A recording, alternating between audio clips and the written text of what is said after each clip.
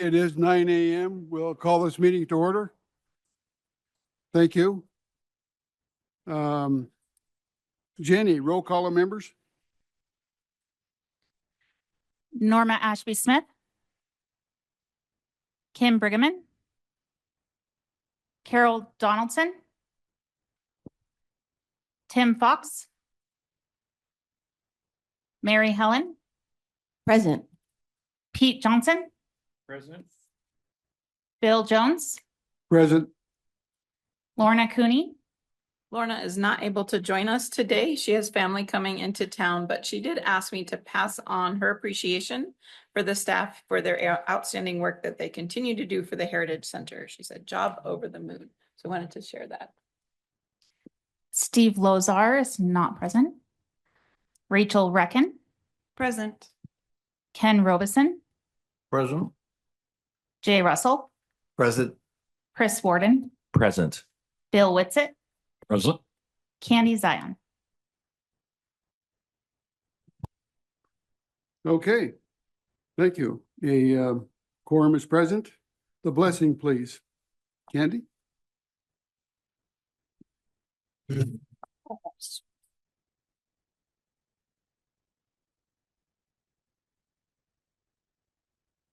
All right, so we're joining hands today because this is the 250th year anniversary of our nation. And it's because of our forefathers that we're able to even come together as a group and celebrate our state. And we are a state board, so we are so thankful and ask God for his blessings on this meeting. And we just want to make sure that all of us are aware of Jesus, that if he's not in your life, please accept him into your life. He is the greatest for forgiving all of your sins and forever eternity in his blessings in heaven. It's a marvelous thing. But we are celebrating the 250th, and it's the union of these nations, of these people that came from elsewhere to here. And thank you, God, for this. And please help us to make good decisions today, and other leaders that are not with us and the people that are online. Bless you too. In Jesus' name, amen. Amen.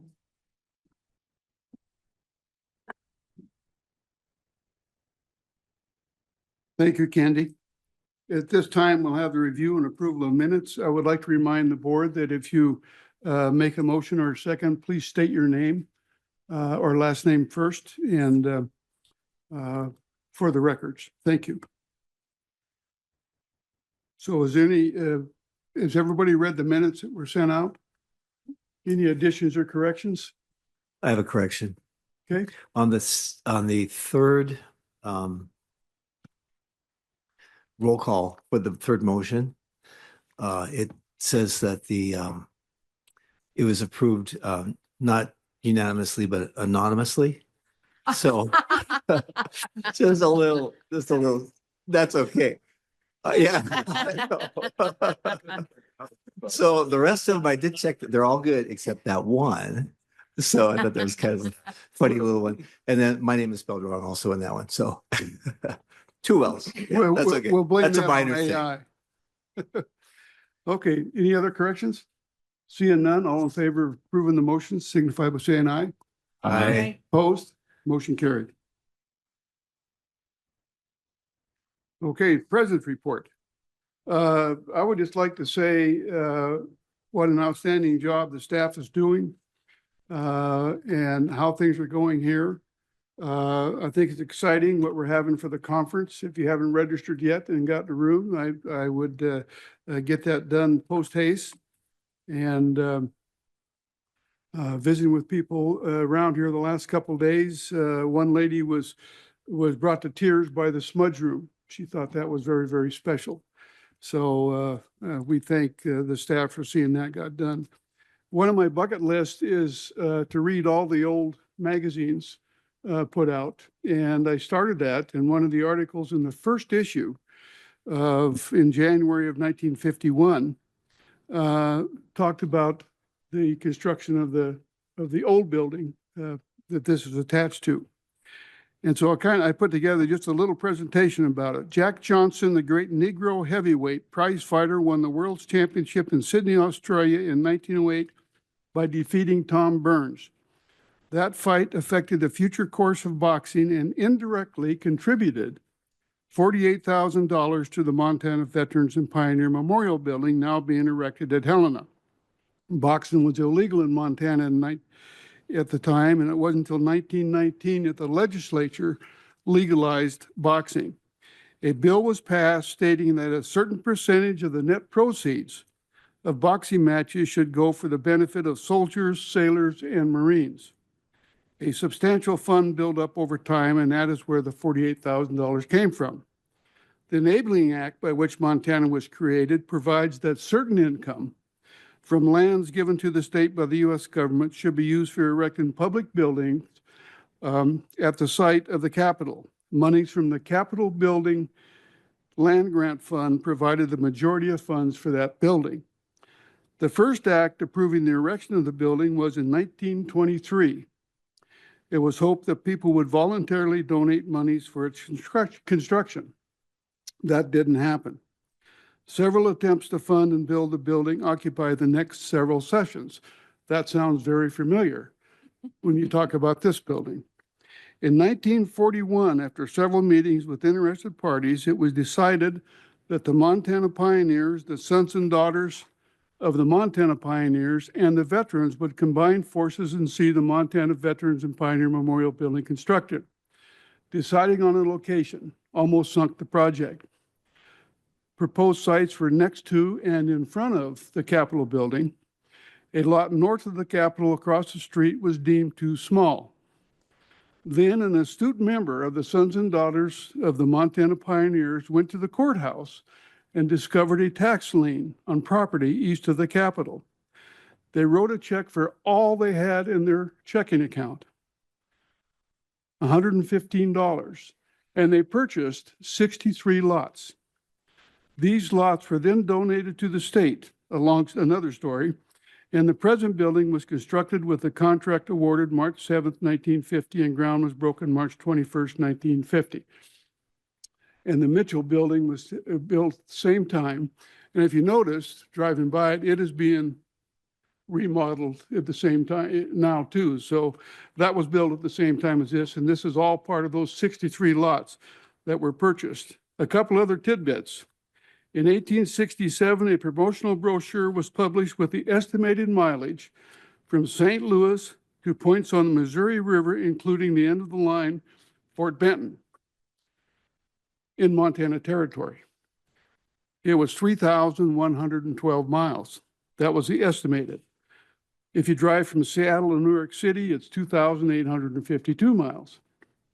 So they did a lot of estimating back at that time, and it was kind of interesting to see all the stops on the Missouri.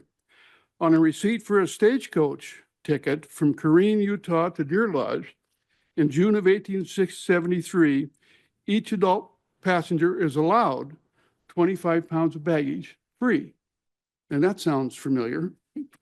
But neither gold dust, bullion, coin, bank, or treasury notes will be carried under the designation of baggage. They had to pay freight. The first book review in the magazine, Thomas Francis Moore, an Irish Revolutionary in America, by Robert Athern, 182 pages, $2. And then another little tidbit, at the back of the fourth issue in 1951, or 52, excuse me, it said, during the past year, you have helped us boost our circulation of the magazine to such an extent that we now have considerably the largest per capita circulation of any journal in the West. You have also enabled us to lay the plans for a new and better magazine next year. And this magazine was called the Montana Magazine of History. And that's got a different name presently. And the renewal for membership in magazine was $3. Anyway, that's my report. I thought we'd have a little bit of history, and I think the tax lien for $115 was kind of fascinating. Okay, director's report, Molly. All right, well, good morning, everyone. Thanks so much for joining us here. I'm going to start, as I always do, with introducing our new staff for this quarter. I am very pleased to start with an introduction of Erin Weisgerber. Here. Yeah. Erin, starting August 10th, will become our Chief Operations Officer here at the Historical Society, and we are really pleased to be bringing her on board. Erin is currently the Deputy Director at DNRC. She's been there for a couple of years, previously at the Department of Labor and Industry in several roles. And Erin, if you want to come to the front and just maybe give a quick introduction. Thanks. There is a speaker button on the microphone up there. Good morning. Thank you so much, Molly, for inviting me to attend. And thank you. It's really nice to be in front of all of you and get a chance to meet many of you. Erin Weisgerber. I hail originally from Highwood, Montana, lived on farm and ranch on Shonkin Creek between Highwood and Fort Benton. Graduated from Montana State. So for those Bobcat fans, go Cats. And after graduation, moved to Phoenix for a few years and have been able to call Helena home for about 20 years. So very excited to be, we were very excited to get back to Montana and have really enjoyed Helena. I have two girls, one who is 20 and serves in the Navy, and a daughter that will be a junior in high school at Helena High here in town. So as Molly mentioned, I'm most recently have been working at DNRC as the Deputy Director. So doing similar type of role of what I'll be joining here at the Montana Historical Society. And I'm just really excited for the opportunity to join this organization. I've been so thankful to meet the folks here. And so I'm really excited to start here in just a couple of weeks. So thanks for the opportunity to come this morning and get to meet all of you. Thank you. Thank you, Erin. Emily, do you want to introduce Lindsay and maybe talk about Allie?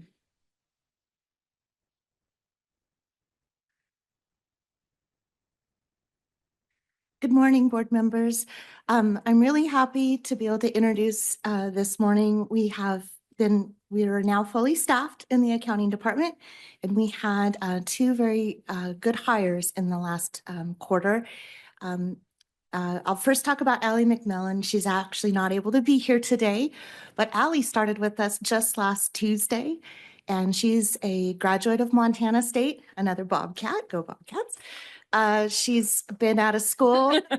She graduated just with her master's degree in accounting a year and a half ago and had been working at a public accounting firm in Bozeman. And gosh, she has hit the ground running. Came in, I wasn't sure how much to ask of her in helping with the fiscal year end close, but she's actually just already stepped in. She was a great help to Lindsay and I in the last week and a half.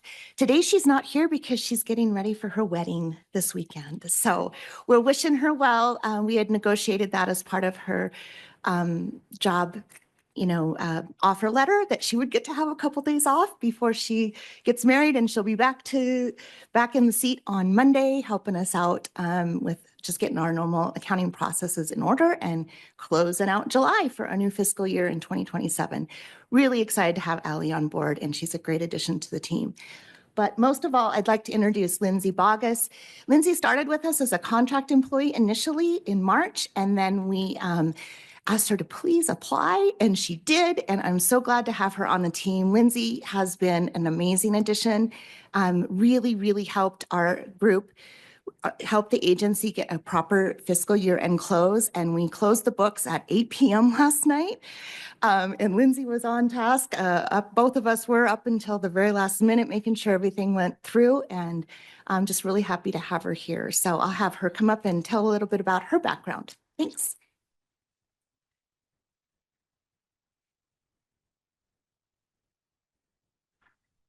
Good morning, everybody. Oh, a little short.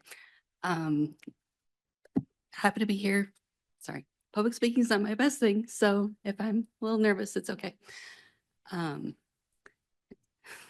So I'm Lindsay Bogus. I was born and raised in Helena. I moved over to Butte to attend college after graduating from Capitol High. I got my bachelor's in business and my associates in accounting from Montana Tech. And then I moved back to Helena, bought a house in the neighborhood that I grew up in, which is kind of fun. I have two kids. My daughter is 5 and my son is 2. Most of my background is in the financial institution industry, but I'm excited to get started in governmental, and it's been really fun so far. Getting to learn everything, so happy to be here. Thanks, Lindsay.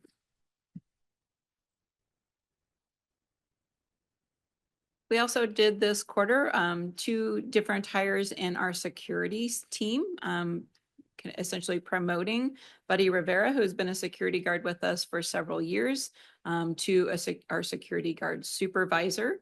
Also Brad Russell into a lead guard position. Brad has also been a guard with us for a couple of years. So we promoted them. You've met both of them previously. We also, and Emily, if you wanted to talk for a minute about our sales associates. They're not joining us this morning because they're part-time employees, but we have hired 2 sales associates.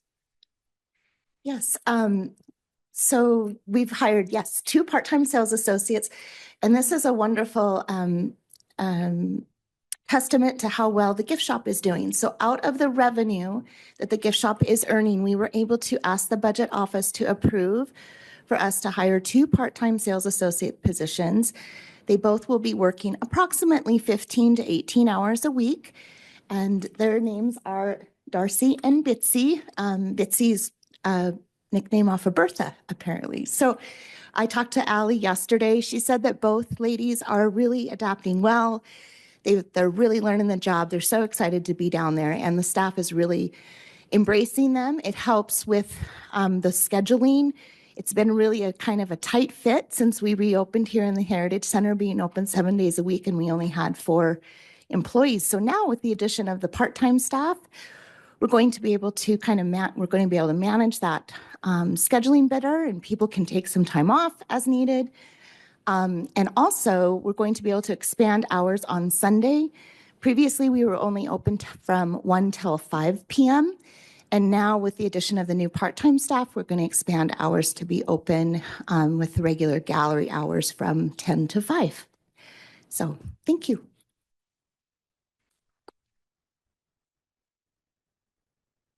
Thanks, Emily. We have also Aaron Jensen in our museum program. I believe you probably all met Aaron before. He was instrumental in the construction of the Homeland Gallery. This past quarter, he was hired into kind of a lateral shift for him from head of exhibits to head of curation. I'm so happy to have him in that role. And then in our outreach and education program, Martha, do you want to talk about your new hires? Thank you. So we have hired 2 intermittent tour guides, Kelly and Charika. They are both former teachers, which is really great for us, and are already getting nice comments on the comment cards, talking about what Charika got a comment, that gal from Miles City was amazing. So she's originally she taught in Miles City, and Kelly is from Helena. So we're really delighted to have them join our team. And then we also have hired a half-time volunteer coordinator, Lee McGuffey. She is coming to us from Korea, where she was the head of the USO, and has a tremendous amount of experience managing volunteers as part of that program. So we're very excited to have her come on board August 3rd after she gets over her jet lag. So Thanks, Martha. So I would ask for a motion to approve these hires. So moved. Candy Zion. Second, Bill Whitson. Motion and second, any further? There's been a motion and second, any further discussion? Seeing none, all those in favor signify by saying aye. Aye. Opposed, same sign. Motion carried. Thank you. All right, thanks so much. I also wanted to point out that Rich Arstead, a longtime archivist, and most recently our state archivist here at the Historical Society, will be retiring after 25 years of service in our Library and Archives program. You can see here we had a little misspelling on one of our door signs. Rich is pointing out in his typical sense of humor that misspelling, but really wishing Rich well as he retires at the end of this month. Molly, will Rich be at lunch? So No. we won't see him. No, Rich doesn't like a lot of attention. We needed a few words from him. Oh, He's got such a great, he does have a very good sense of humor, excellent historian, and yeah, we're sad to see him go, but of course wish him well in his retirement. All right, did want to let all of you know, Jenny has been working hard to organize our Heritage Keeper Award ceremonies for Paul Snyder and Ellen Weltzing. You see the dates here. Next week, we'll have the event. Did I get that date right? I didn't. It's next Thursday.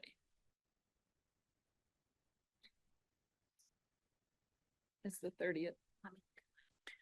Sorry, the date is wrong on that, but next Thursday is the event for Paul Snyder in Great Falls at the History Museum. So sorry, that's July 30th, not the 27th. And then Alan Weltzing's will be September 17th at the University of Montana Western Campus in Dillon. I know several of you have already been in touch with Jenny if you're able to attend. Of course, we appreciate everyone from the trustees who can attend those award ceremonies. I will be attending both of them as well. Happy to share with everyone that we were notified earlier this month that the Historical Society was reaccredited by the American Alliance of Museums, having no major or minor issues of concern noted in the report from our review committee. We will share a copy of that report with all of you via email after this meeting. This was a quote that was from one of our reviewers that I thought was really talked about the progress that we've made here at the Historical Society over the past 10 years. The accreditation process is a 10-year process. So we will be up for accreditation again in 2035. So I do want to thank all of the staff as well as trustees who participated both in the review committee's visit, but also in all of the work leading up to through our self-study and submitting all of the information to AAM and participating in that process. It's actually a quite intensive process and one that we was perhaps quite a bit to do in the middle of opening a new building, but was really a big accomplishment for us.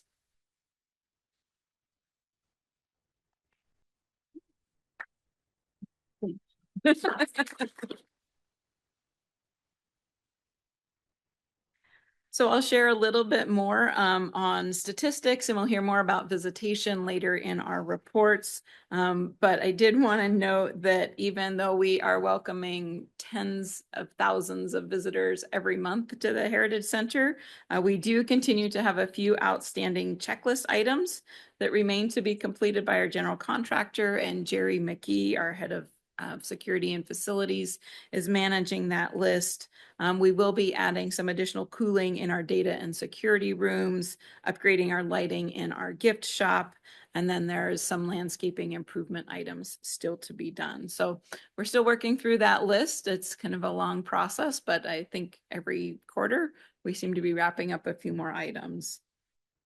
We're also upgrading some items ourselves within the building, including some doors, such as the doors into the reference room, which will soon have glass. We'll have glass doors into the reference room, so those doors can remain shut while the reference room is open, so kind of blocking the noise from visitors and from on both sides for the exhibits and the reference room, but folks can see what's going on in there without opening the doors. So those will be coming hopefully soon. We're also adding quite a lot of wayfinding and other types of signage throughout the building as we learn how our visitors interact with our spaces and with our exhibits here. So doing some of that work as well. Oh, yes, that is on our list. Well, actually, Rich didn't want that one replaced. He thought it was quite funny.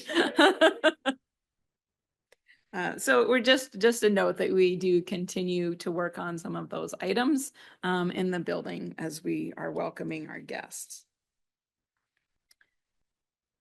I did want to raise an issue or an item for consideration that we'll bring for a vote at the October meeting.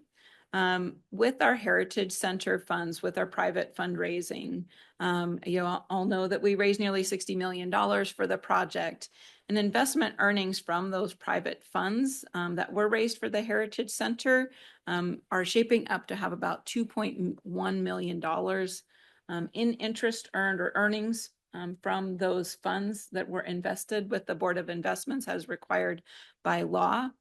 We're proposing to the board that we establish an endowment for those remaining funds for that roughly $2 million that will be similar to the Montana History and Civics Education Endowment that the board approved last year. And that would be to help us guide use of those remaining funds. We would want to use the earnings from that endowments. We would use the earnings of roughly 5% of those earnings each year to support the ongoing operations and maintenance of the buildings and ground here at the Heritage Center.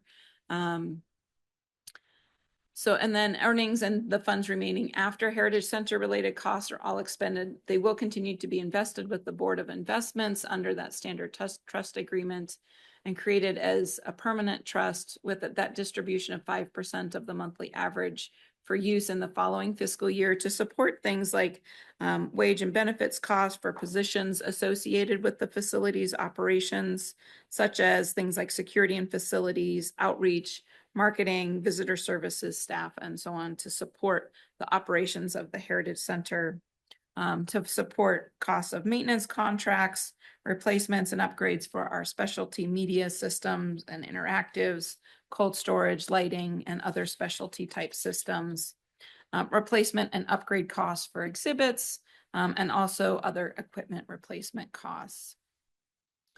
Let's see. We would also propose that use of the distribution be generally at the discretion of the director within that 5% balance, which we anticipate will be around $160,000 annually within the terms that are approved by the Board of Trustees, but also with a caveat that the board could approve to use the principal of that endowment should there be a catastrophic need or a large expense that's not being covered with legislative appropriations or in other uses. So this is informational at this point, kind of for your consideration. We will have essentially a spend plan proposed and sent out for all of you to review prior to the October meeting. And so again, the idea is that we have, I wouldn't say they're left over, but they kind of are. This is the interest earned on those private funds. We want to make sure we're using those in a way, one that was essentially approved by our donors to the Heritage Center. We're donating to support the construction and operation of the building. So we feel that this is a fitting use of the interest earned or the earnings off of those investments over the past few years. So I'm happy to answer any questions. Again, this is informationally at this point. We'll continue and work on putting together kind of a full plan and proposal and present that to all of you at the next meeting. Molly, I do have a question. When we see the actual proposal, will the 5% be called a target rather than say a minimum or a fixed number, but rather that's your sort of notional goal?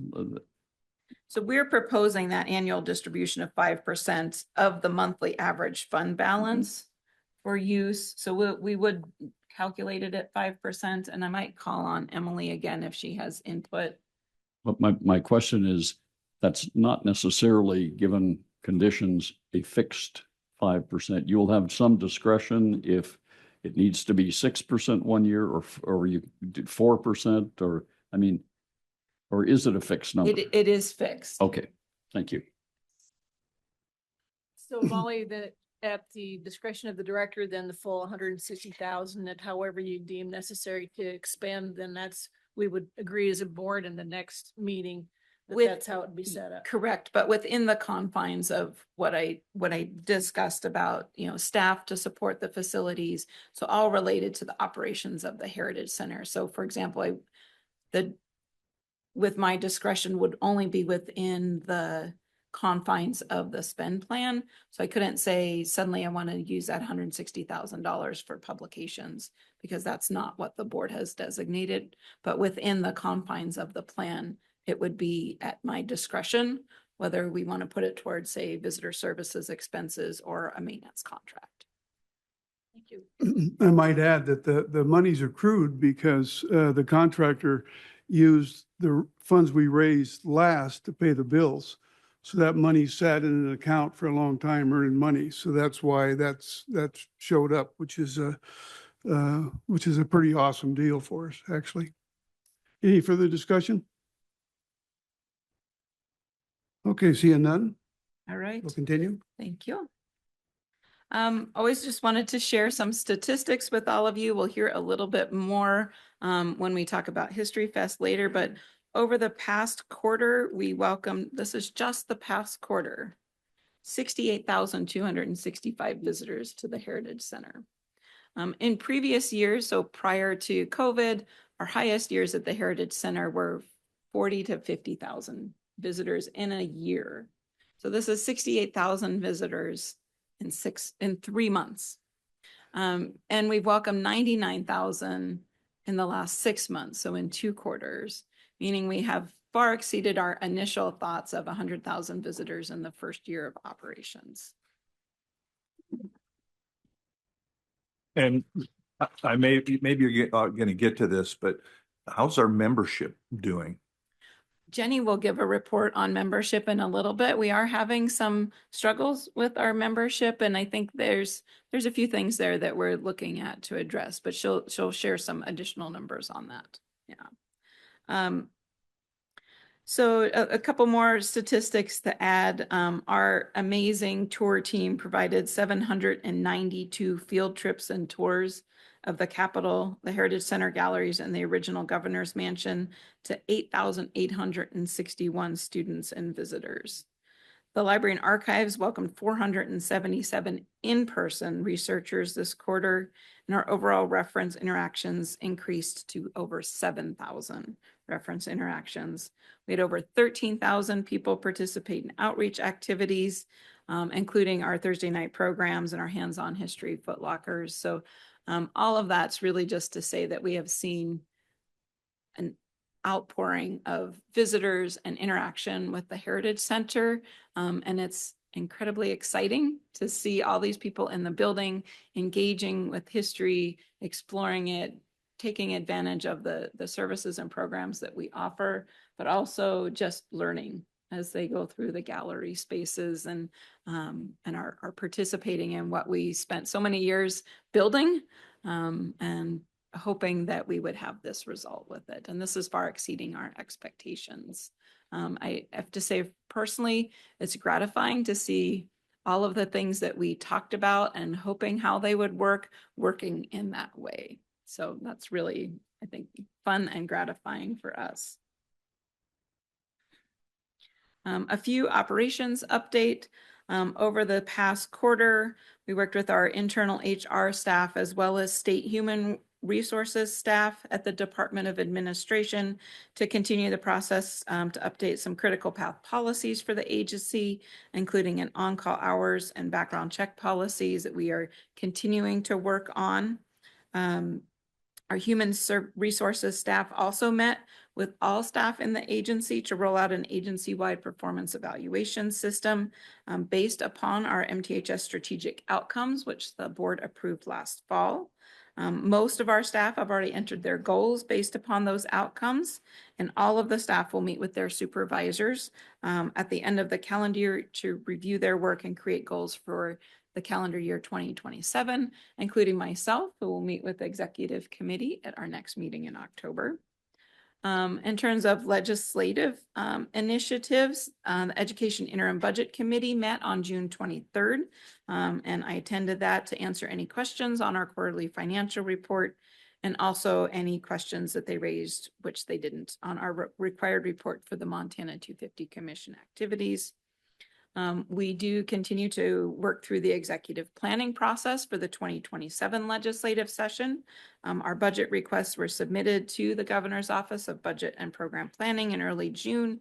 We also met with our fiscal analyst and the governor's budget director in June, late June, to review those requests. And we'll continue to answer questions and work with them on those requests up to the release of the governor's budget late this year.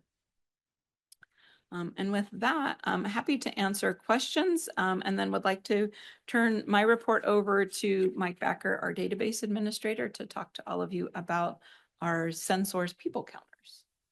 Are there any questions I can answer before I ask Mike to come forward? Well, is the 250 commission done, disbanded? Or- It is not. It is does not sunset until December 31st. The bulk of their activities are wrapped up. There'll be a few other activities kind of coming through the end of the year. But all of the, and Martha can correct me if I'm wrong, all of the grants have been awarded. Most of those projects are either in process or will be even some of them wrapping up soon.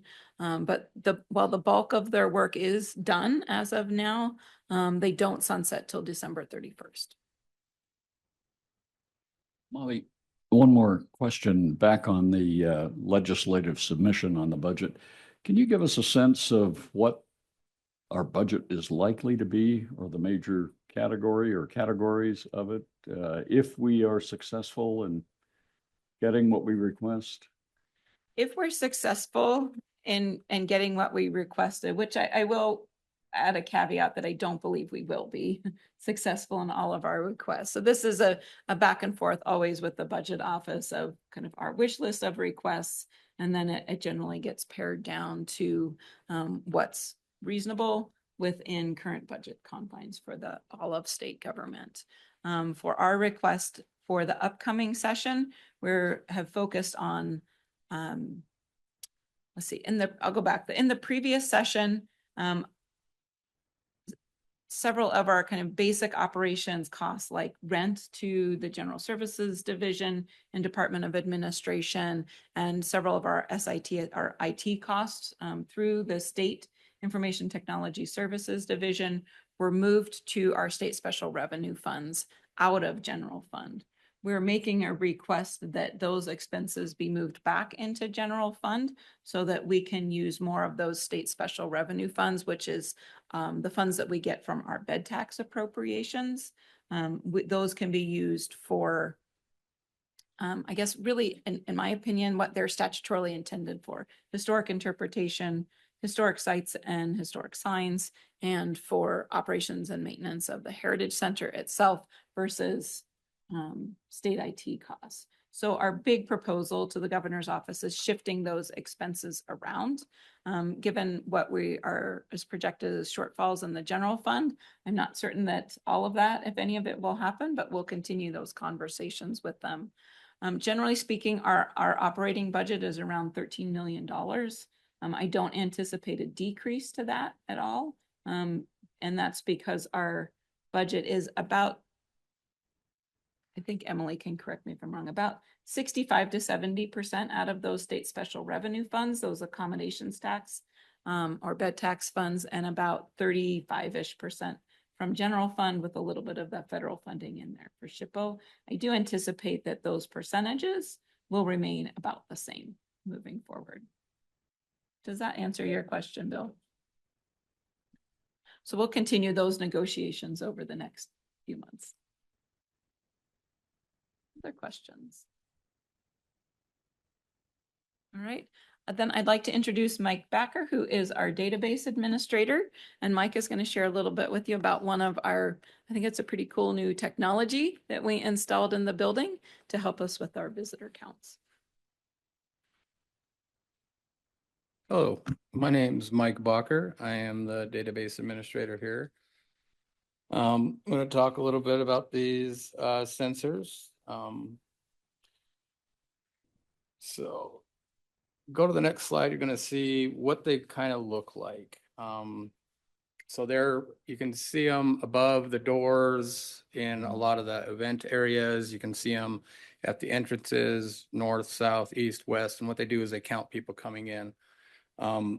They watch how people come through the doors. They kind of assess their size to determine if they're a group of people small children, or adults. And they're kind of discreet. We keep the darker ones in the galleries. You have to actually kind of look for them to find them, and then you can see them right above the doorways. Next one.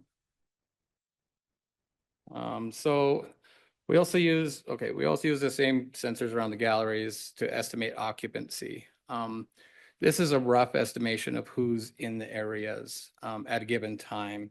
It helps with staffing and safety. The data feeds into a reporting system called VIA, where I can build dashboards and run data analytics to pull information for things like History Fest or comparisons over time. I built a simple dashboard that kind of gives an update of yesterday's analytics. So it tells us how many people came through the doors of the museum, how many people enjoyed our galleries, how many people were in and out of the reference room. And there's 3 different ways to look at this data too. So let's go to the next slide.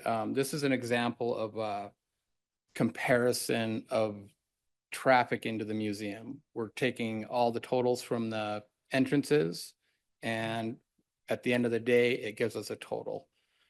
We can compare that data to the previous week, and once we get a year's worth of data next March, we'll be able to do yearly comparisons and graphs and reports. And then on the next one, this is an example of kind of what year-to-date totals look like. And we have door traffic, and we have museum traffic, and we have gallery traffic. The door traffics are going to be a little inflated because as we're in here, we were counted coming in.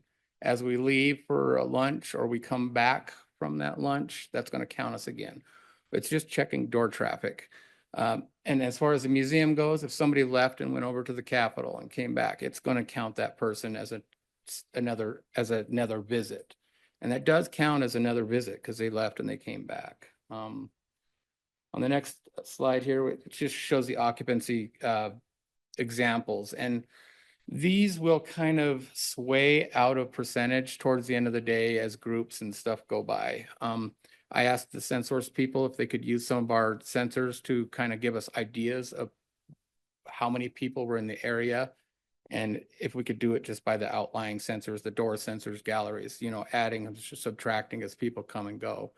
These will kind of drift towards the end of the day, and administrators do have the ability to reset these, but it will give security and staff insight into where the majority of people are in the building at any given time, whether it be a gallery, whether it be the central commons, or and it won't be the reference room because we can't have that many people in there. They provide a useful picture and can be looked at as an immediate, view of what's going on in the museum. Every morning they reset at 0, and throughout the day they gather the information. I can't really go back and get occupancy through the data, but I can kind of get a picture of how many people were through later on. I can go as far back as we have data to pull this data if people are interested in it. And then I'll go over some questions that a lot of people will normally have about these, and they're common questions, which are reasonable questions. Why doesn't the traffic total always match the number of people at an event? And as I was explaining, because door traffic counts crossings, not unique individuals. If someone leaves or a break comes back, they're counted each time as a monitored doorway. And then again, why occupancy can sometimes seem off is it's built from multiple entries and exits. I worked with the people at VIA to be able to put those together. It wasn't something it was offered, but it wasn't something they gave us right away. We had to actually request it. And then why does it look different from attendance? Because we're looking at 2 different kind of ways to count people. We're at occupancy is the estimated number of people inside of space, and it's calculated through the entries. And then attendance is a total over a period. And our occupancy is a live people we have in the museum at the moment. Some more common questions. The big one that people ask is, does this identify people? Does it take our facial characteristics and put us in a database? It does not do that. It just transmits our anonymous metadata and for counting, and it has privacy settings that can reduce what's visible in that live view. And then I did some looking into how accurate they are. Since we are a free museum, normal attendance would be counted by ticket and registrations. We don't have that, so we can go by the doors. And by utilizing that door traffic, it's been proven that we're only in about a 1 to 3% variance of what an actual attendance to a museum would be. So the numbers are pretty close to being accurate.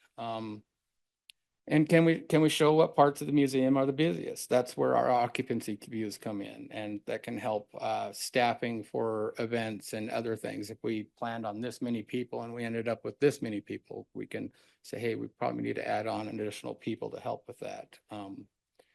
And are they security cameras? I can't pull these up and look through what they're seeing.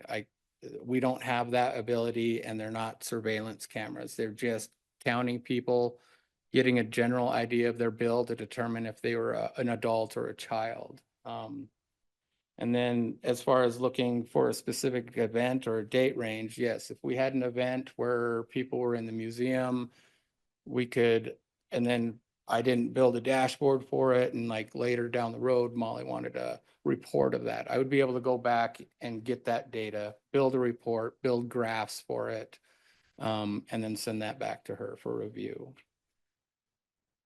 So that's all I have on those. So if you have any questions, I'd be happy to answer them if I didn't cover anything. Yes. I have a question about how long you think it will be free admission for this museum. That's quite amazing. I think it is amazing, but I'll hand this off to Molly to answer. Yeah, Norma, we don't intend to institute an admission fee at all. There's a couple of reasons. The most important reason is philosophically, we believe we should be free to the public. We are a tax-based institution. Visitors are already paying for our operations when they pay the taxes when they stay at hotels. And Montana residents pay their taxes, and part of those funds come to us. So philosophically, we believe that for tax purposes.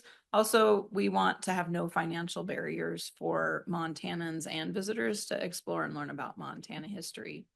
We also are anticipating, and you can see with the addition of gift shop staff, and we'll soon be adding staff for event spaces as well. We're replacing any revenue that we did receive, which, you know, anecdotally was in about the $40,000 range for admission fees in the past, with additional revenues that are coming in from our event space venue rentals, additional revenue from gift shop, and so other revenue sources, revenue that we'll receive from the cafe. Those revenues are replacing what our previous admission fee revenue stream was. So we, at this point, have no plans on instituting an admission fee. Are you promoting this as a free admission all across the country? Because yes, that's amazing, and we commend you for doing it this way. We are, absolutely. One of my favorite things, well, it's all the time is out in our marketing, and Colton can talk about that a little bit as well. But our marketing does say that we're free. Our hours say that we're free. Our website promotes that as well. One of my most favorite things that I hear from people is how often they've been back to visit. And I firmly believe that that's because there is no admission fee. So people will come and spend an hour or two and then come back another day. I had family in town recently, and we were back 3 different times. And when you're not paying an admission fee each time you come in, I think people are coming back and they feel free to spend more time. That's great. I think one of the biggest things that you can say is you can't see it all at once, so come back. Yeah. Yeah.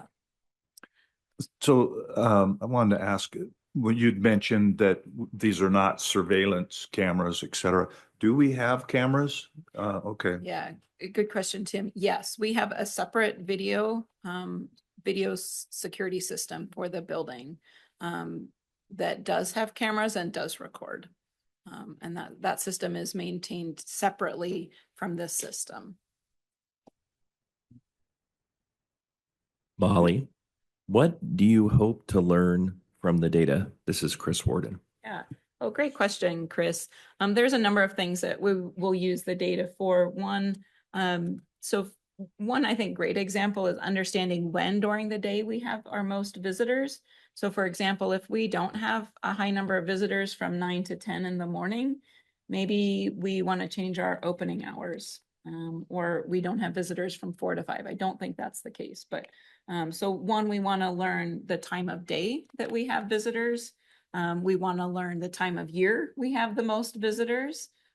So that can help inform things like, do we continue to be open 7 days a week? I don't intend to change that, but this gives us that data to understand our hours, like when we have the most, what days a week are busiest, what hours of the day are busiest, and which in turn helps us determine when we're open, how much staffing and security staff and other staff we need in the building during those times. Also helps us, of course, with just straight numbers, right? Of how many are visitors, where they're coming in. We can understand if they're coming through the east, the west, the north. Do we need staff there? Are we getting, where are those people coming in? Understanding how visitors are visiting our building. And then in the future, when we change out like our rotating gallery space, we'll be able to say this particular exhibit had X number of visitors to it. And so you can understand more what our visitors are interested in. And so it's understanding the traffic patterns in the building. Then that helps us understand where our security guards should be spending more time. So there's a lot of different data, a lot of it leading up to our operations, hours that we're open, days of the week that we're open. It gives us some justification for being open those 7 days a week, those hours. So understanding all of that. So operating decisions, I think Chris is kind of the big broad answer with some of those details. Any further questions or discussion? Okay, seeing none, we're scheduled for a break at this time. We will reconvene at 10, and I'm doing that because we have a hard break at 12:10 and for our staff appreciation luncheon. So at 10 o'clock, we'll start with our program reports. Thank you.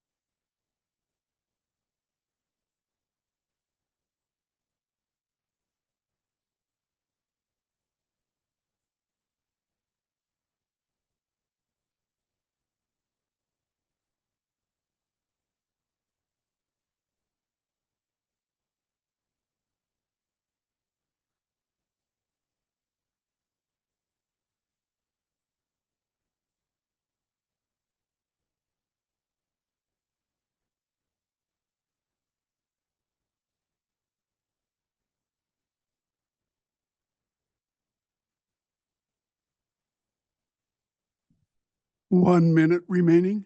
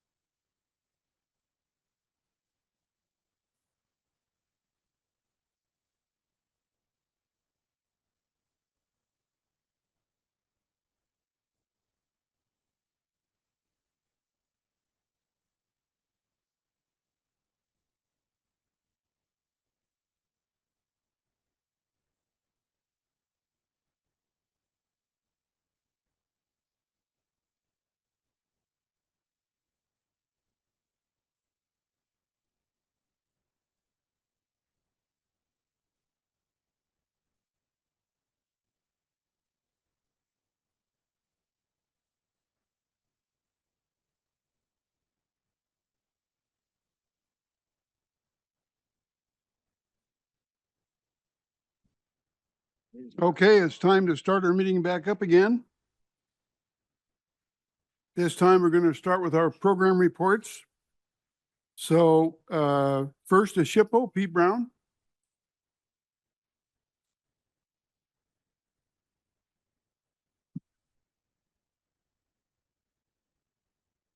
Good morning, everyone. Chairman Jones, members of the board, Pete Brown, SHPO. I'm gonna give you some good photos here to look at first. SHPO's been out on the road. In June, a few of us volunteered to paint the Baxendale Schoolhouse. That's that white building there. That's right out by the Archie Bray on Country Club Road, if you're all familiar with that part of Helena.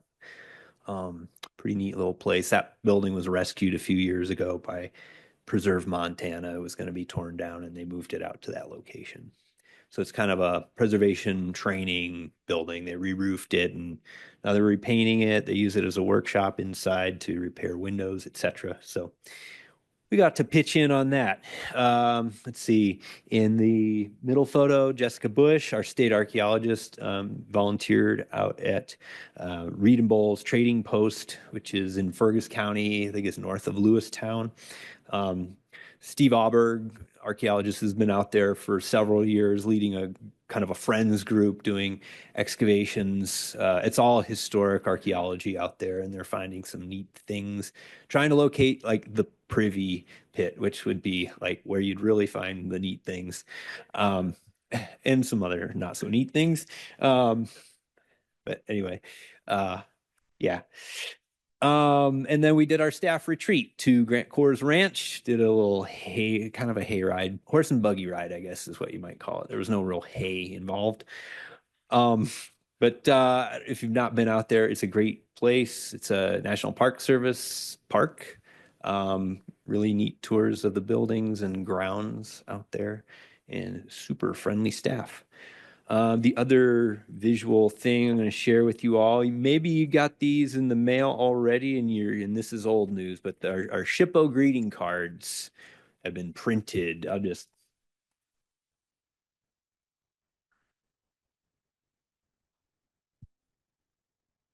So we collaborate. We do this every year, as you probably recall. We used to do a preservation poster for Preservation Week, but we realized no one hangs posters up unless you're an 8-year-old, and you don't usually want a preservation poster if you're an 8-year-old. So these kind of broadcast our message. We send a pack of them out to people on our mailing list, and they in turn, of course, use them like you'd use any card to on their own postage dime. They send out to their friends, are kind of just getting us some FaceTime with their random friends and promoting preservation.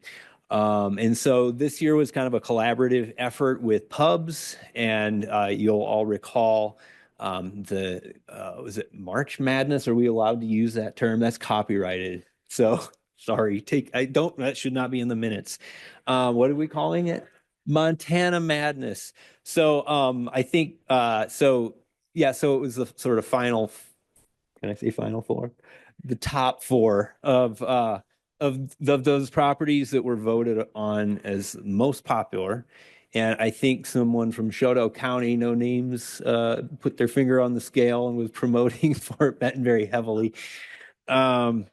So yeah, we have what is it? Fort Benton, Pictograph Cave, First People's Buffalo Jump in the neighborhood of Shoto County, and then going to the Sun Road and Glacier. So yeah, if you would like extras, SHPO has extras upstairs in our office, and you can come by after the meeting or over the lunch break for some. Okay, less photogenic, but no less newsworthy. SHPO and Emily and Lindsay put our heads together, and we got our reporting done for our National Park Service grant. That actually got submitted way back in December 2025, but we found out this quarter that it was approved. So thanks, Emily and Lindsay. I guess Lindsay's back in her office, but next up was for us to pull together our application for funds, which we submitted in June. Again, a team effort, and we should find out very soon. We assume we'll get the money. It's a formula grant. It's not a competitive grant, but and they even tell us what we're going to get. It just has to go through the proper channels and get approved by the Park Service. But we are in line to get $1,024,898, which matches our the grant amount we got the last 2 federal fiscal years. And of course, we pass that on, 10% of that is passed on to communities, 15 communities across Montana that are enrolled in the Certified Local Government Program, which is just kind of local preservation presence in those communities. The rest of it makes up the bulk of our operating funds, and keeps the lights on, pays our rent, that kind of thing. So we cannot function without it. SHPO database rewrite continues. Expect that. I optimistically wrote Q3. It should be done, but I'm going to hedge my bets and say Q4 because we're working with state ITSD and we can never, we're kind of subject to their workload, which gets real heavy at times. But you may recall that our current database, which is still operational, it doesn't meet ADA or security standards. And in the code that it was used to create it is apparently obsolete. And I guess this happens every 10 years where you got to dig deep in your pocket and make an entirely new database. So that's what we're doing. And so the new version, there's sort of a test version that we got to look at for the first time yesterday, and SHPO staff is going to work with that offline before we introduce it, just to make sure it's functioning to the extent we need it to. We're going to share it with some of the people in the agencies we work with, get them to try it out, and get this thing, get all the bugs worked out, and then put it online and hit the ground running and answer a million questions from the public on how this thing works.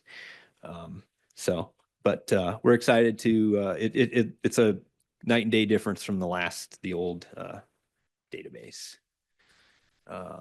In the National Register program, we had 2 properties listed in the last quarter. The Mountain Brook School, which is in the Kalispell vicinity. I don't know if anyone's familiar with that. Kind of a classic one-room schoolhouse. And the Northern Pacific Train Engine in Missoula. I know this is a Bobcat crowd, but if you ever get to Missoula, you're not. That's right, Chris. Yes.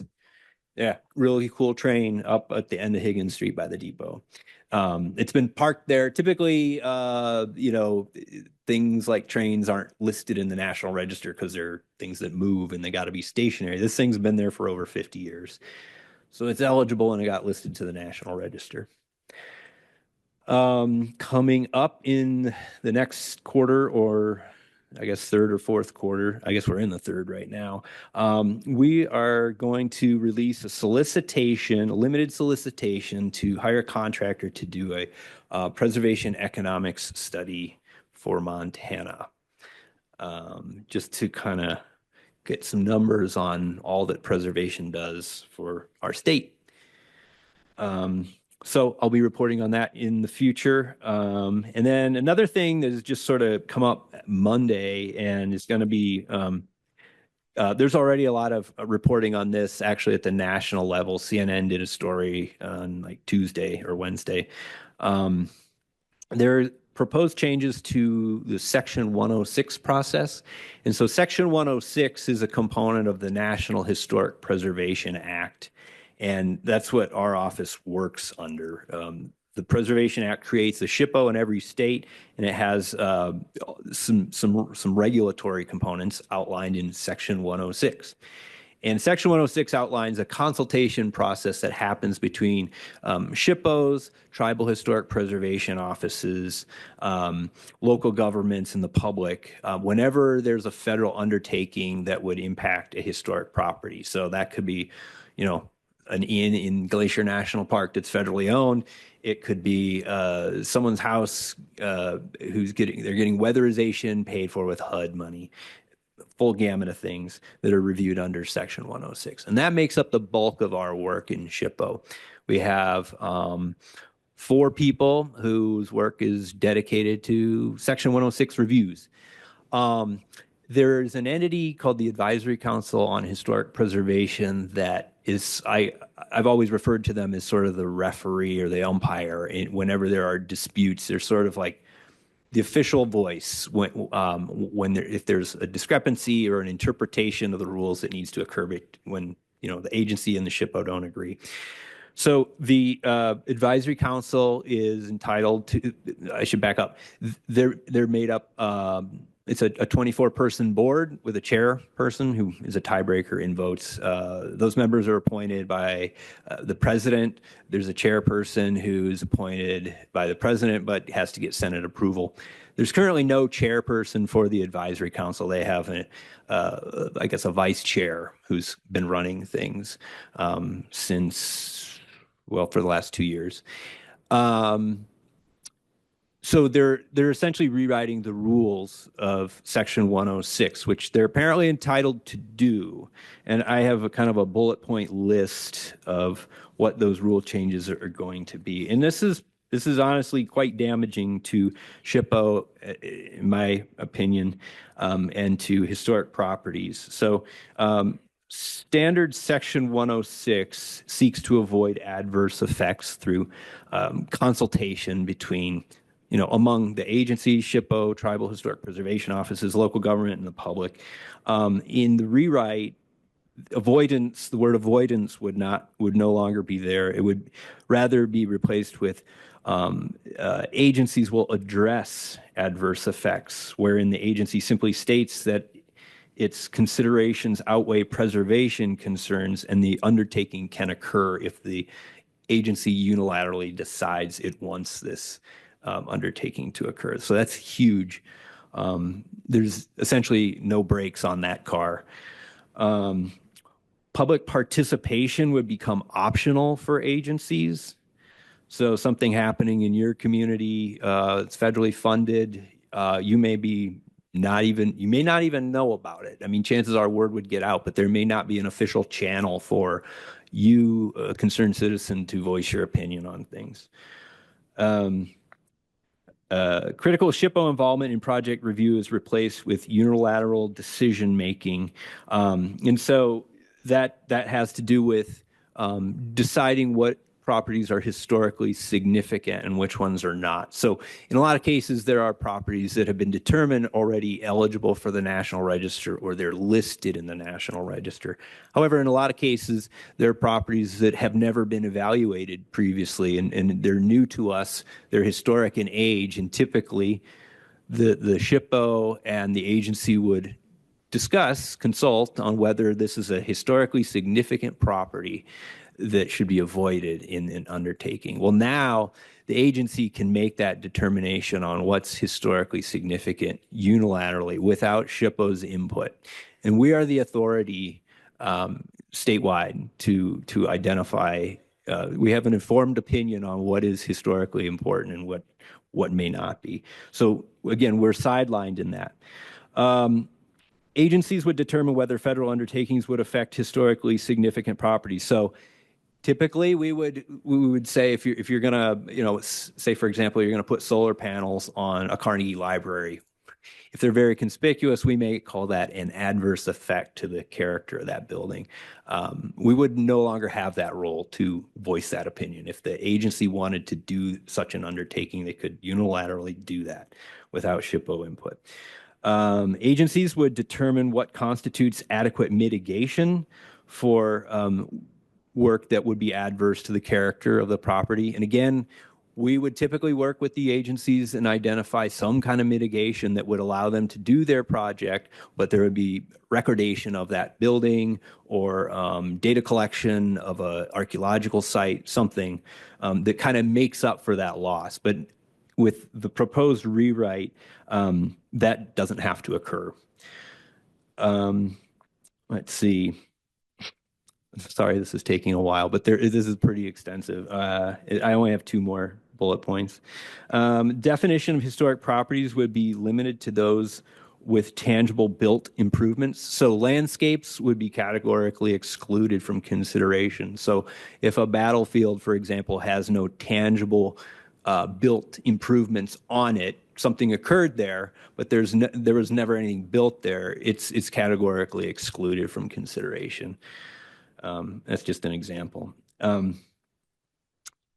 And then the last one is the criteria for adverse effects would be rewritten to exclude impacts to the setting, not just the setting, but visuals, the atmosphere, and audible effects. So if someone's going to do a slaughterhouse next to, I don't know, down the road from Virginia City, and the stink of a slaughterhouse is going through Virginia City, that's not going to be a consideration. If someone's creating a data center and it's got a constant hum that is audible in Uptown Butte, that can't be a consideration. If something creates a lot of dust and it's blowing into Bannock, it cannot be a consideration. So all of this is very troubling to us.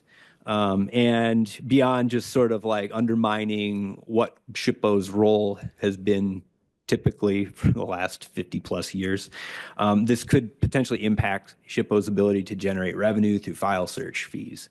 And file search fees pay for 2 salary positions in our office, and they pay to sustain our digitized database. If we can't pay for that database, I don't know what happens to that information. I think it parks somewhere on a hard drive, and I don't know what its accessibility would be, how it would be maintained, a lot of unanswered questions. So I have printouts of everything I just said, if you want to dwell on it. And there will be a public comment period, and I can share that with any of you through Molly and Jenny. You can comment directly to the advisory council. You can certainly contact your congressman and let them know what you think if you're so inclined. So can I just pass these out? Okay. Sure. Pete, I have a comment. Are you looking at possibly an organized protest to what they're asking you to do from a group like this? Would that could help?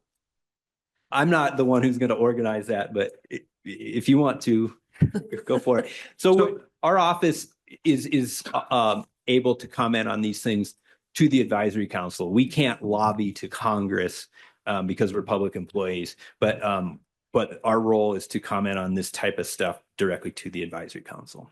So we'll be doing that. So Norma, I might add to that. Rachel brought this up at our executive committee meeting last night. As you know, she's an archaeologist as well. And the executive committee suggested that there are a number of agencies that would be concerned about this, that, DNRC, FWP, obviously the Historical Society, et cetera. So we talked about perhaps doing an FYI to the governor's office through the agencies. And I suggested maybe that Rachel talk to her director, and maybe they can collectively put something together that's not lobbying per se, but is just informational that, you know, you ought to know about this, and this is what kind of impact we might see here in state government in our state.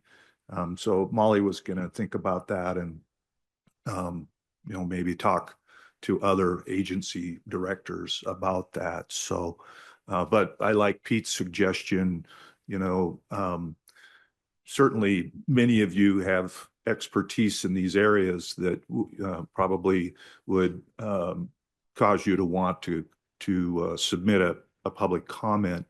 But also, I think Pete's suggestion about talking to our two congressmen and our two senators would be something very important if any of you have them on speed dial, which is something that I'm thinking I might be doing. Maybe not all of them, but the ones that I know the best. You know, I'm thinking that some of the agencies are probably going to be delighted with this because that means they don't have to pay a consultant like myself to go out and do the work, boots on the ground. So this is really going to affect all of the businesses in the archaeological, cultural resource, historic preservation world in the work that they do. So it's going to have an economic impact on people. And I think that's something we need to take into consideration as we go forward with this and realizing too that the agencies are going to love this. Some agencies will like it more than others, but I think there are some agencies with a good ethic and they may still play ball, but at some point they will be coerced into not playing ball with us on something at some point, I think. Pete, can I ask a question? Yes. Is the advisory council actually the agency that enforces or writes this, or is it making a recommendation to some other agency that does have that authority? Yeah, they're the ones that the council will vote on this.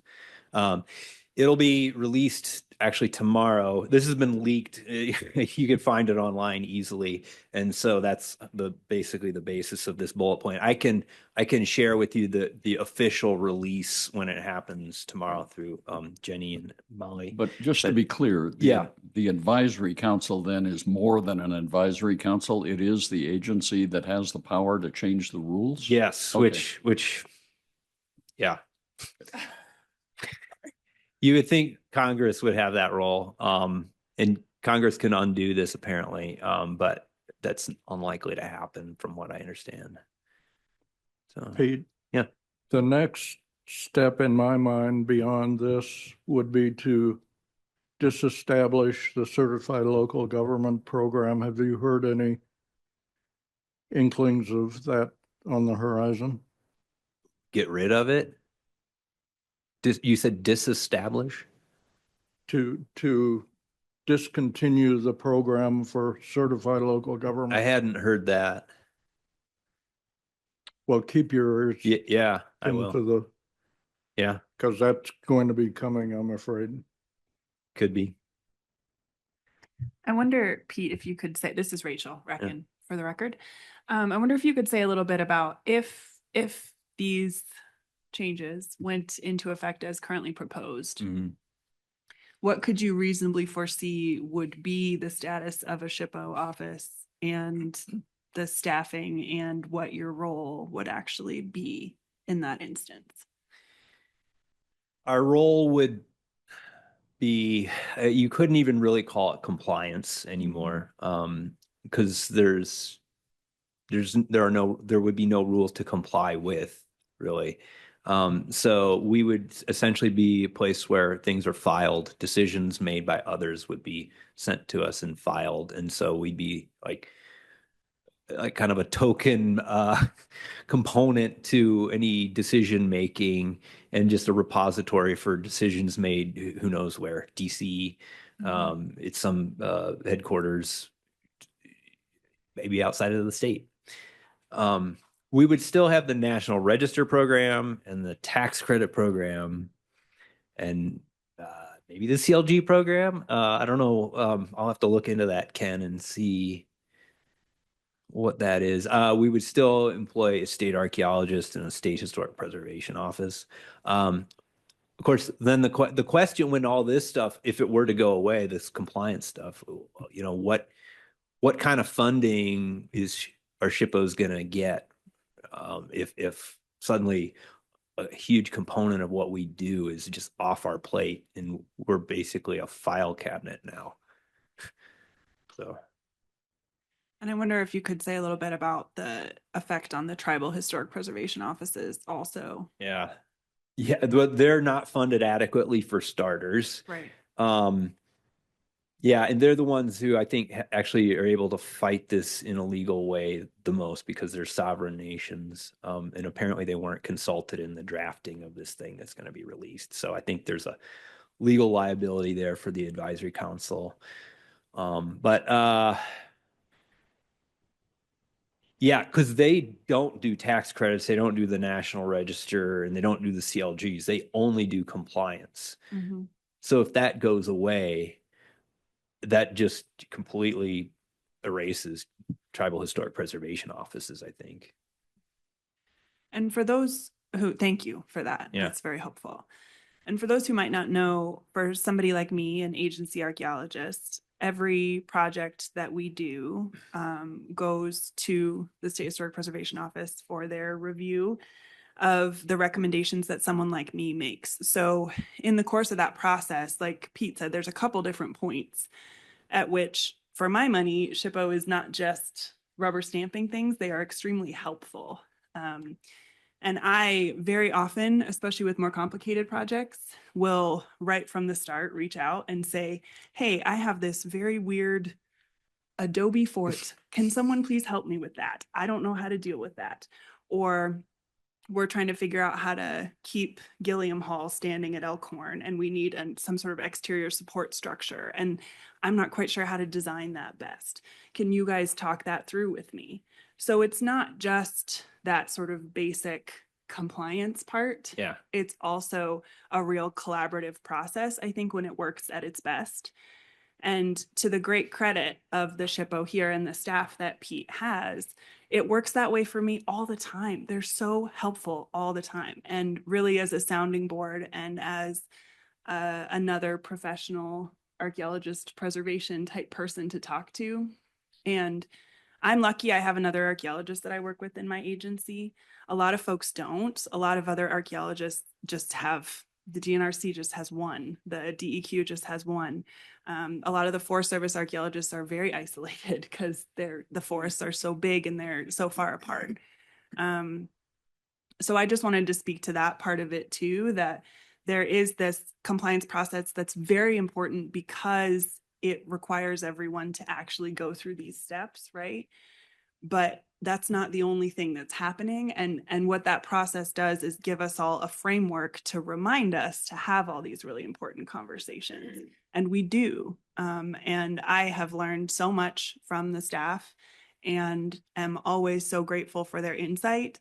And if they come back to me on a project and say, actually, we don't agree with your recommendation, they're usually probably right. And I probably did miss something. And that's what the process is for. So I just wanted to briefly say that and speak my piece for your people Yeah, because they thanks. do good work. Thanks for saying that, Rachel. Hey, thank you. Thank you. And this is an important issue, and Pete and Molly will keep the board appraised on what we can do. And I would urge all of you to write our congressman, all of them, and try to stay on top of this. Yeah. So thank you, Pete. Okay, thanks, And, everyone. In the interest of time, I think we need to move on. I have a couple questions real quickly. First of all, I want to say yes to what Rachel said and yes to SHPO. They're amazing what they do. Question, when's your next National Register review meeting? September. Can't give you the exact date. I think it's September 13th. Okay, what's your deadline to have projects submitted by then for review? Oh, it's already passed just because it takes a long time to get those. Gotcha. Yeah. Okay. But talk to John Boughton about if you have a nomination in the works. Okay, I had a question about the database, but I'll ask you later. Okay. All right. Thanks. Thanks, everyone. Okay, thank you. Let's move on to communications and development. Colton? Oh. Oh, okay.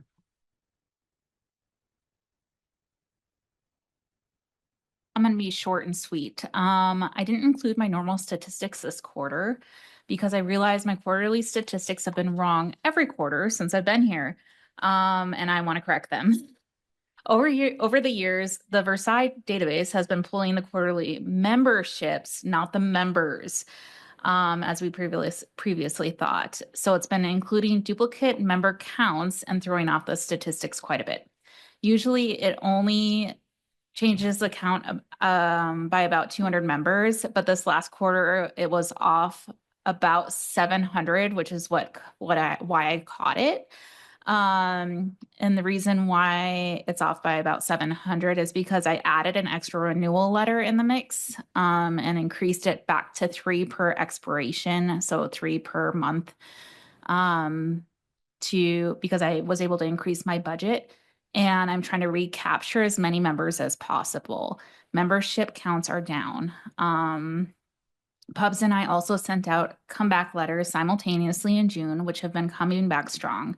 In the last 8 weeks, we've captured 78 returning members, generating a combined revenue of almost $6,000. We had 64 new members joining this quarter with a combined revenue of $61.35. 392 members renewed the same, 131 members upgraded, 87 members downgraded, and there were 96 gift memberships, which is really good, especially for the summer. Altogether, 770 memberships were processed from April to June. 200, this is where we're sad. 252 members expired this quarter and have yet to renew. This is the average drop per quarter. We lose about 200 members per quarter, and this has been the average since we closed. And it is continuing to drop even since we've opened. As we continue to drop, membership development, O&E and L&A are working on ways to incentivize members with tours, events, and partnerships with local groups to work on growing membership and readership. And we're going to work with Molly this in the coming months, now that the History Fest is over, to kind of work out a more secure plan. And there'll be more to come on that at the next meeting, and we'll let you know how that's going. And that's it for membership. Any questions for Jenny?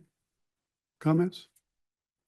Do you have, okay, is this because we're in a new building and people think, oh yeah, you're wealthy and don't need our membership, or is it because of what's happening in the economic world right now? What do you think?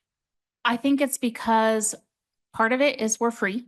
A lot of times people paid or joined because they wanted to get in unlimited, and part of membership was that they got in unlimited times for their membership. So part of it is being free. I think membership started dropping because we closed, and then now that we're open and we're free, it hasn't caught on to regrow.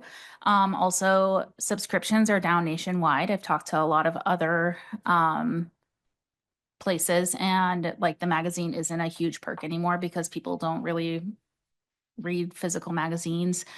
Karen in publications and I are really working on that. We are capturing some readers back, so that's really good and rare. And so we are working on that, and it's just a difficult realm out there. The economy does have some to do with it, but I don't know. We'll work on it.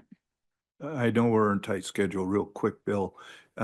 So our magazine is available digitally, right? And do people get an email or something to prompt them to go look at it, or do we just assume that they know? So Karen does send out an email link for Project Muse, which is the digital link. It is not super user friendly to do the digital through the Project Muse. It is more of a scholarly digital entity. It is not super user friendly, unfortunately. So maybe we should look in the future to a different option. The State Bar of Montana for lawyers sends out an email, and you can just click on a link in the magazine. Actually, I think it's attached to the email. You can open it and read it right then and there. If we could get to a system like that, it might, help us. Any other comments? Okay, let's go to Colton. Or Yeah. Claudia's going to present. on Oh, development. okay, Claudia. Hi, everybody. I'm Claudia Bickle. I've been working with Ginny for the past almost 5 years now, and she's unfortunately sick today. She's on the line, but she's had a tooth problem.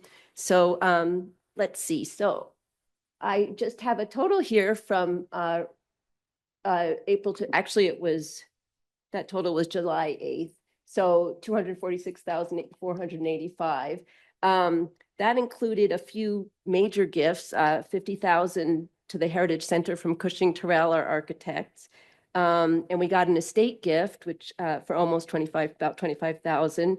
And a grant, we have a 3-year grant from the Dennis and Phyllis Washington Foundation for the, not the education endowment per se, but our expendable yearly. So 20,000 for each this year, the next 3 years, or no.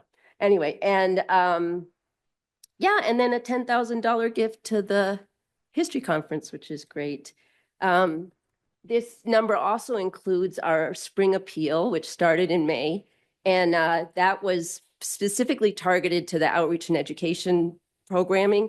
Sometimes people, they read it and it's just like, here's your money. They don't mark anything, and that we mark as unrestricted. But the total for that has been the 56,658. Those gifts are continuing to come in. So we actually have not much more, but it's still happening. We designated 14,000 of that to that field trip expendable account. So that will go to grants this coming year. And then 24,728 went to that greatest need, which can be interpreted also as supporting public events, since that's what the appeal was for. But specifically to the outreach and education was 10,685. I think, yeah, we can move on. Let's see. So education endowment, the endowment itself is at that number, 3.6 million about. And just to let you know, we at our donor event, we handed out an impact report on just, I think, 6 months of that outreach, those grants that we've given. Yep. And then you'll see a video too that Colton made, which was wonderful. And that has inspired some giving. We got a $40,000 pledge and a $10,000 pledge, and then just recently a $30,000 pledge. So that's great. And I know, and many people expressed interest. You guys do have the impact report at your tables. Yeah. It has some good numbers. And those are just for the grants for schools that needed support. And then on the next slide, I think I can do that actually. Let's see if I can do that. It's a great, okay.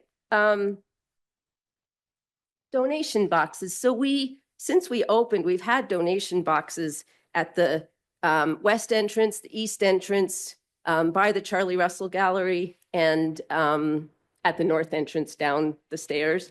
And I get those, they're collected, the money from those is collected, I think about every 2 or 3 weeks, and then deposited. So I can show, maybe I should just show you. I'm going to show you the next. So I just did a table here that shows you how that has been going. We actually have a total of about $9,000 from those boxes since we opened. And you'll see June, a big increase in June. That's partly because of the History Fest. And then also the donation box that was at the east door, we moved to the Homeland Gallery. So that obviously, that's this here. That's the winner. So that was a good move. And then you'll see July appears lower because the data is just to July 17th. So we've got 2 weeks left.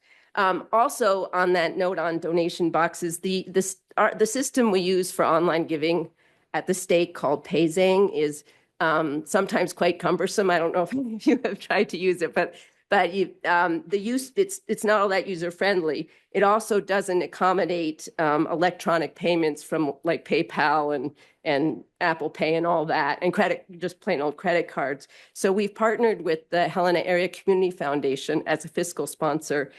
They have they're processing, people can scan a QR code and it goes to a site they have, and they process online gifts through those other payment options.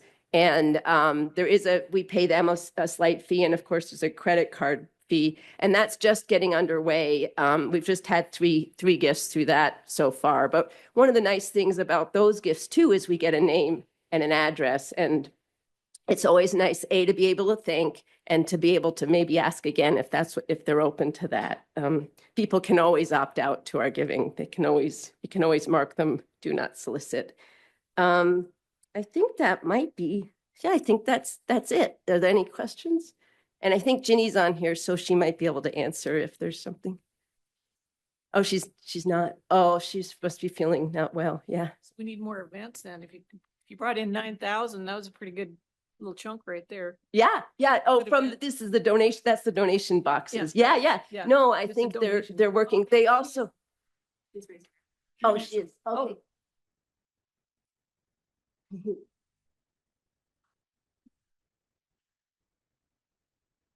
So that's from the donation boxes, but yeah, like, no, exactly. Yeah, people came in and they gave, and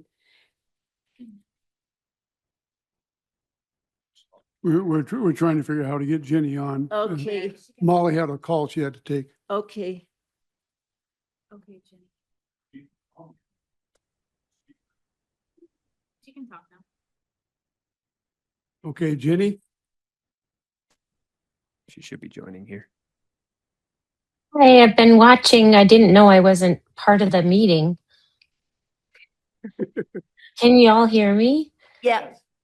Yeah. So, thank you, Claudia. You did a great job. I appreciate it. So I'm just here to answer questions if you have any. I think Claudia covered everything. Any questions, comments? I don't see any, Jenny. She did a great job. Yeah. Thanks, everyone. Sorry I'm not there. Trying to heal up. Get better. Okay, thank you. Colton. Yes, now it is my turn. See if we can advance this to the next one. Is it? Doesn't seem to be working. Can you advance it, Jenny?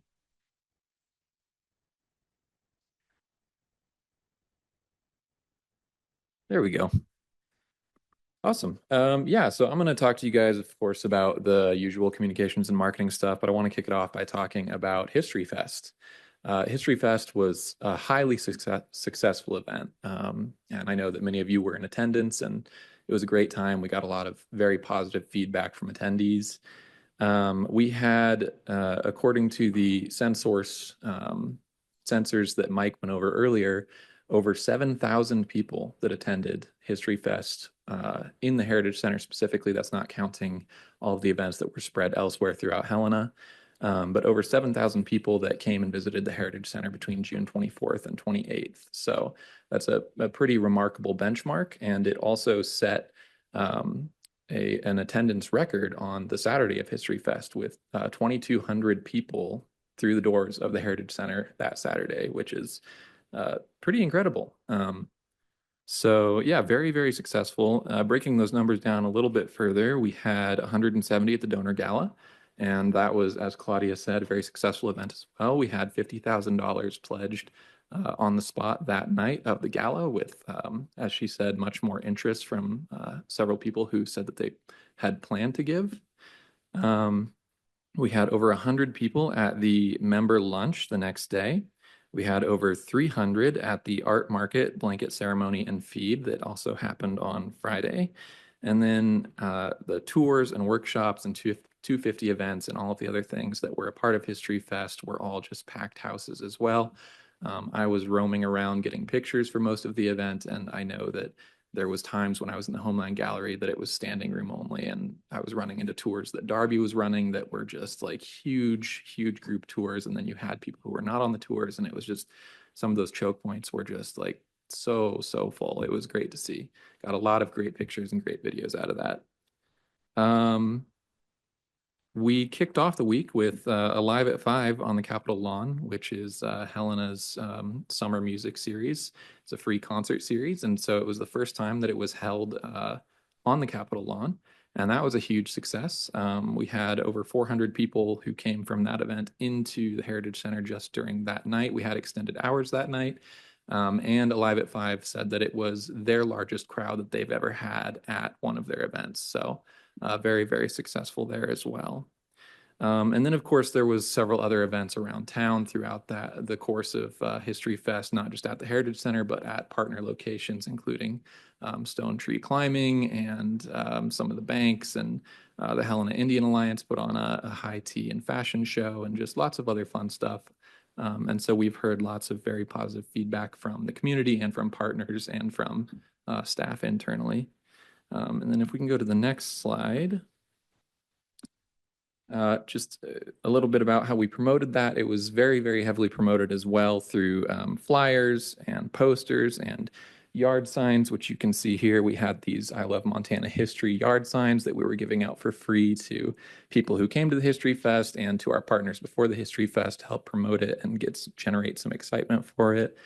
We had advertisements running on social media as well as on local radio. So we were really getting the word out about this event, and the numbers show that our advertising was successful. So we are going to be meeting in the near future, probably in the next week or two, to do kind of a post-mortem on the event and talk about the event's future, whether we would like to continue with it and do it again next year, and if we do, what kind of adjustments or changes we might make in the future. Talk about what went well, what we could improve, that kind of thing. So yeah, overall, very successful event, and we're excited to see where it goes from here. So next slide, we will move on to just talking about the more general communications marketing stuff. We sent 9 press releases this quarter, which you guys were all, of course, included on. We were covered over 80 times in the news this quarter across papers, TV, radio, and magazines. And some of the highlighted stories included, of course, Montana Madness at the very beginning of the quarter, and the 250th time capsule, which got a lot of national coverage. People really loved the item that we submitted to that national time capsule. It got coverage on national news stations. I can't remember if it was CBS or NBC, but one of those national stations did a story on the time capsule and specifically called out Montana's item as one of the highlights. So we got some really good national coverage on that. And then, of course, the other really big story this quarter was the American Alliance of Museums Award, which is a very highly prestigious award. And so we got a lot of very good coverage on that from both internally, and the governor's office helped us promote that award as well. And that got a lot of coverage statewide. So yeah, a lot of really fun stories this quarter. We can go to the next slide.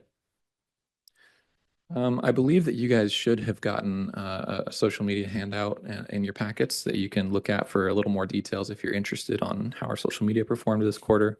But we had continued steady growth in followers. We've seen some pretty good numbers just going on an upward trajectory since we brought on our social media coordinator, Katie Lindner, last fall.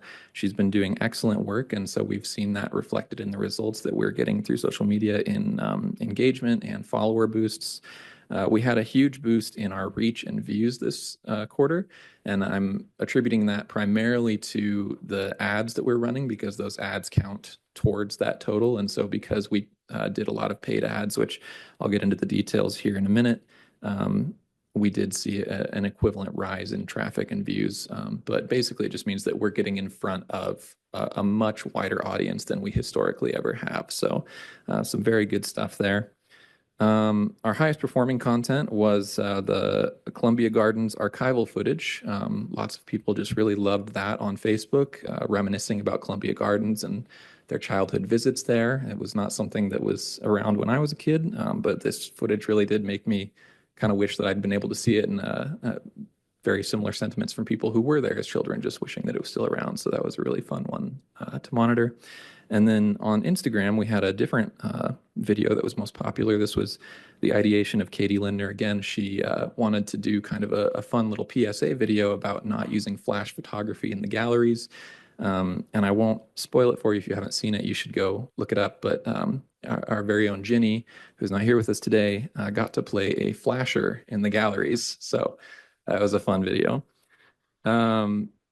Yeah, and then we also have continued to receive lots of shout outs on social media from partners and community members and people who are coming and enjoying the museum. We had a particular shout out from Tim Montana, who is a local artist, nationally recognized artist. He does country, rock and roll. But anyway, he has been a very big supporter of the Heritage Center, and he allowed us to use one of his songs on one of our commercials that has been airing. And he gave us a very special shout out on social media this quarter where he came and kind of documented his trip to the Heritage Center and promoted it to all of his followers and said, come see this thing. And I believe Molly said that he even got a call from Spin Magazine, which is a nationally recognized music magazine.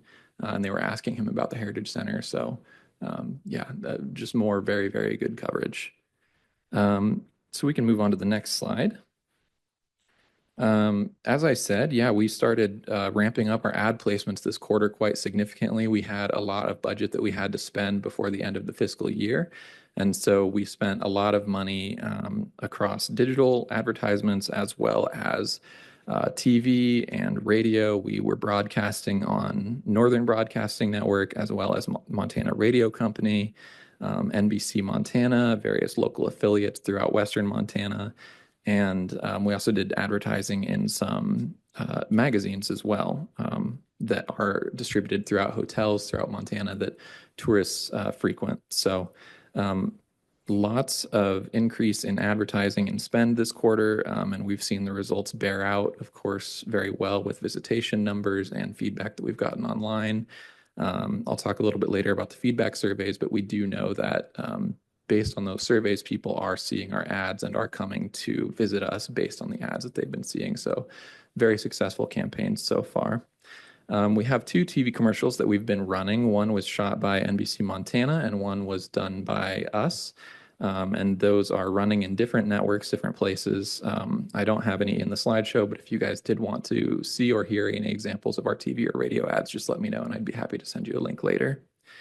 And then, of course, like I said, we began placing History Fest specific ads in June to get the word out about that event and saw very good returns on that. This next slide, I'm just going to break down the numbers very quickly for you just to show you how they've been performing.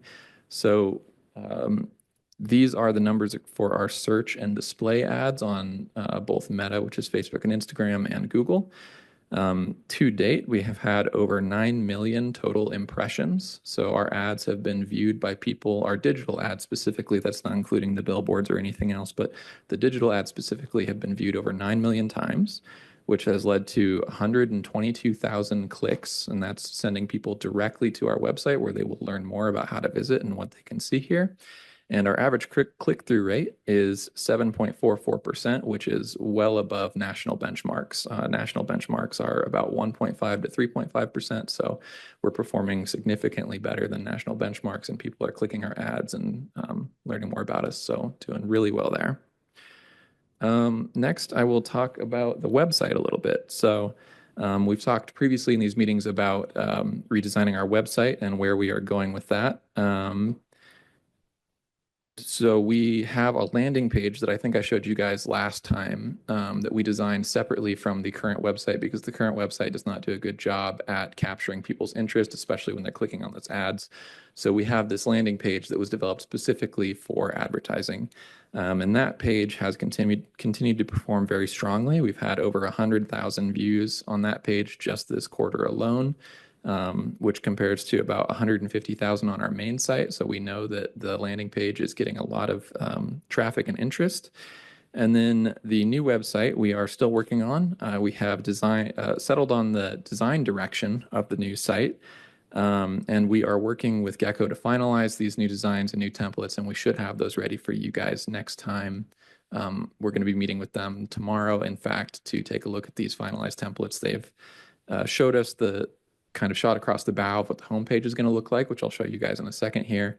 And tomorrow we should see what the remaining pages that they've designed for us will look like, and we'll share those next time. As far as the implementation plan for the new site, we're still figuring out how we're going to do that in terms of who we're going to hire and how we're going to get it all coded on the back end and implemented. We've hit some roadblocks in terms of just red tape and things that we have to go through before we can implement this new website, but we are hopeful that we'll have it done by next year. So this next slide is a preview of the new site.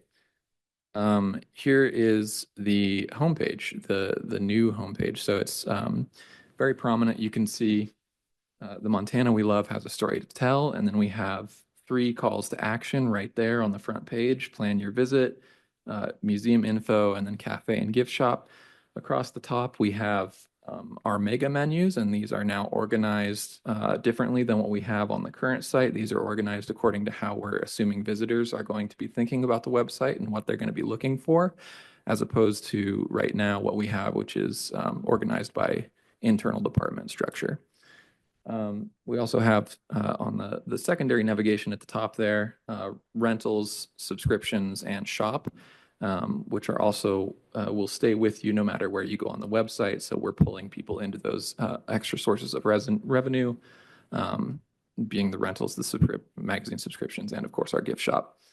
And then we do have an hours banner in the top left as well that would stick with you on the website to tell you when the museum is open on any given day. On the next slide, we have, this is when you scroll down that homepage a little bit, you can see what is currently on view. And so this would of course change with, right now we have the Poindexter in. That'll change when we change out the changing gallery, but this will also change with the rotating cases that we have, and the legacy hallway and any of those other exhibits that change or things that we want to highlight and call attention to, as well as having our permanent galleries and exhibitions on display there for guests who haven't been here yet to explore and understand what they can come and see here. And then on the next slide, this is an example of what the menus at the top will look like. And so I said that these are structured by what we assume guests are going to be looking for. And so we spent quite a while with meeting with each of the programs and representatives from the programs to determine what should go under these menus and how they should be structured, as well as meeting with Gecko and consulting with them about how visitors might interact with it. And so this is kind of where we landed. And this is just an example. I'm happy to give you guys further details later if you want them, but this is an example of the visit page. So we have plan your visit, exhibits, events, and tours. And so right now on the website, these are spread out under like 5 different categories. We're consolidating them into one place where they all just make sense if you're a visitor looking for information about what you can do and how you can come see this place. And so that theme kind of carries across the other categories where they're all now much more logically grouped now. We can go to the next slide. We have been working on lots of new printed materials. We do have 2 new rack card displays in the Central Commons. Those were going up last time we had a meeting, and now they are up and fully stocked. So the rack card holder on the right is for all of our Historical Society materials, visitor guides, and brochures where you can learn more about who we are and what we do and what we offer. And then the left side is all for tourism and Montana-based things, Helena and Montana as a whole. So through the summer tourism season, we're seeing, of course, the Montana side of things being a lot more popular than the MTHS side of things, which I think is to be expected because these are people who are just passing through and want to learn more about what they can do in the state. And we're happy to offer that. But we are still seeing some interest in the MTHS side of things too, which is great. We've continued to develop the MTHS brand and the collateral. We developed a new visitor guide, which you can see here, and which is available at the desk or at the rack card holder. This has a map inside of it, which has been great. A lot of visitors were asking for something like that they can just hold in their hands to help them navigate. And so now we have that, which is great. And then we've also developed a new tours flag, which you might have seen when you walked by the visitor services desk out there. There's a large flag that says tours that helps people understand where to meet. And we have tours posters with schedules on them and just lots of other things that we've been developing. So the other thing that I will call attention to that we've printed this quarter is feedback signage. So I've talked a little bit before about the feedback process and gathering visitor data. We now have signage up throughout the building that helps drive more people to our feedback form, and we've been really successful since we put that up in gathering more feedback than we were getting before. So you'll see signs on the walls. We have rack cards now. We have little tabletop displays that people can scan a code and then give feedback, which has been very great and helpful. And then we also have written surveys that if people don't want to scan a code, they can fill out by hand, and then we'll log that manually later. So on the next slide, I'll just dive a little bit more into this feedback.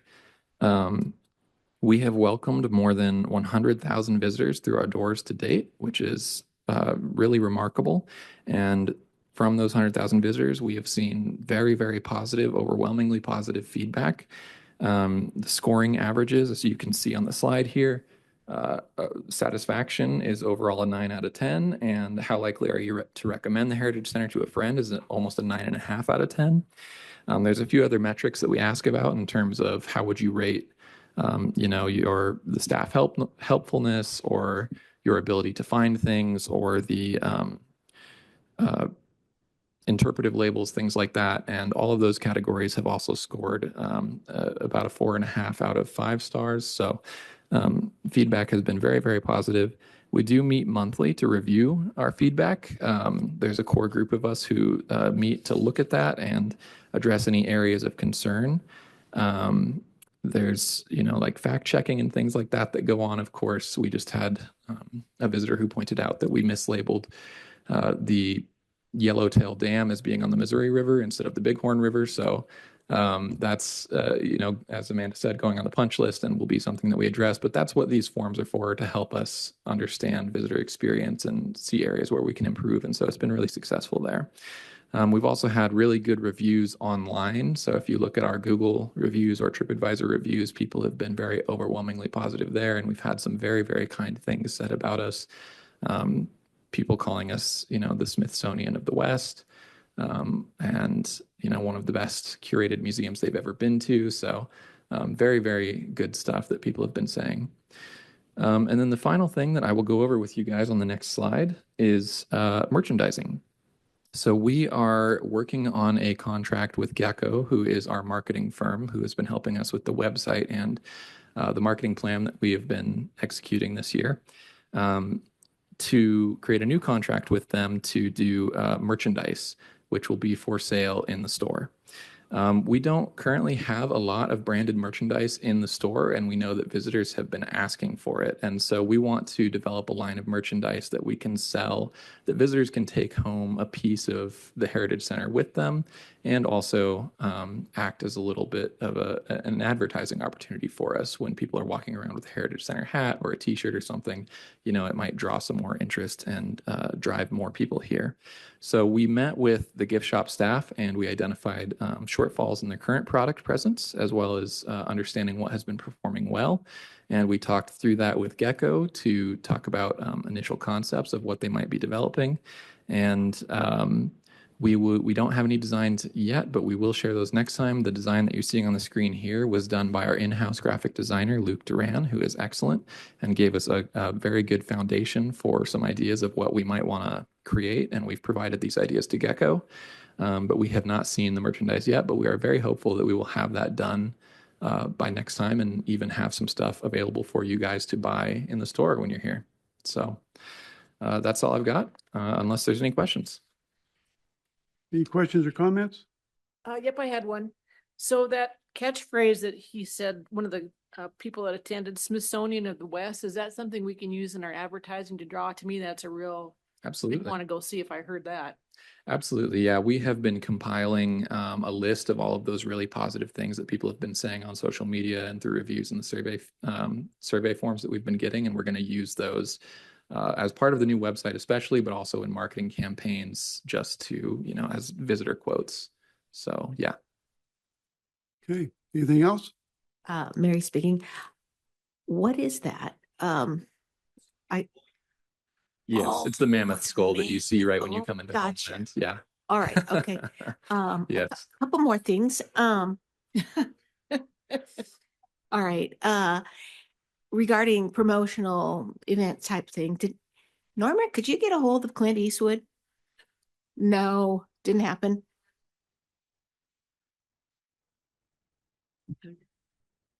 Confirm this, but I was told I gave a lot of my interviews to the Historical Society. Yeah. And I was going to talk to you about this and confirm with you that my interview with him was used by the Historical Society on YouTube.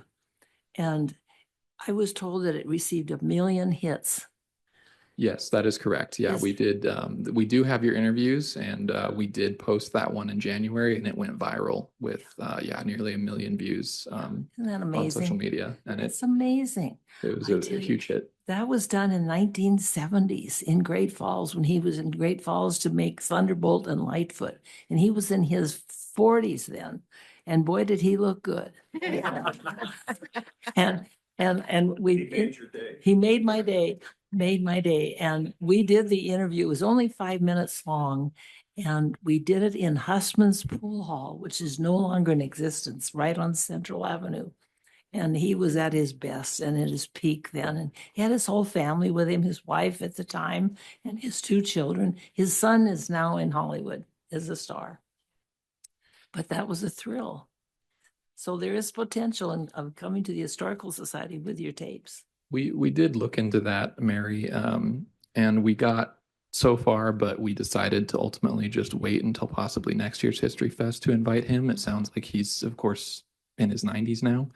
And so it's harder for him to travel, but we do have some contacts from the film office who do know him personally, and we're happy to reach out on our behalf. We decided to just wait until next year. Was there any update on the Antiques Roadshow idea? Yeah, so we met. One of the news stories we did this quarter was the appraisal of our Poindexter collection, and that was done by Tim Gordon out of Missoula, who worked on Antiques Roadshow for many years. And I floated the idea by him, and he said that it sounded like an excellent idea, and he would be happy to donate his time to come and present an Antiques Roadshow at the Heritage Center for us. So that's another thing that we are going to investigate now that History Fest is over, as another possible promotional opportunity down the road. I was thinking by Another Clint or Eastwood, instead of having him come here, can we just do a, live broadcast from his home or something like that that would accommodate him? That would be really cool either way, just to have him. Yeah, that would be super comment. cool. Last thing, what about like back roads of Montana? I realize Helen is not a back road, but sometimes when they do other, feature stories, they'll include like an urban thing. A lot of people watch that. If anybody thought about that? It has not come across our radar yet, but Okay. yeah, I'm absolutely happy to look into Okay. that. Thank you. Good ideas. Anything else? Okay, Colton, thank you very much. Thank you. Finance and accounting.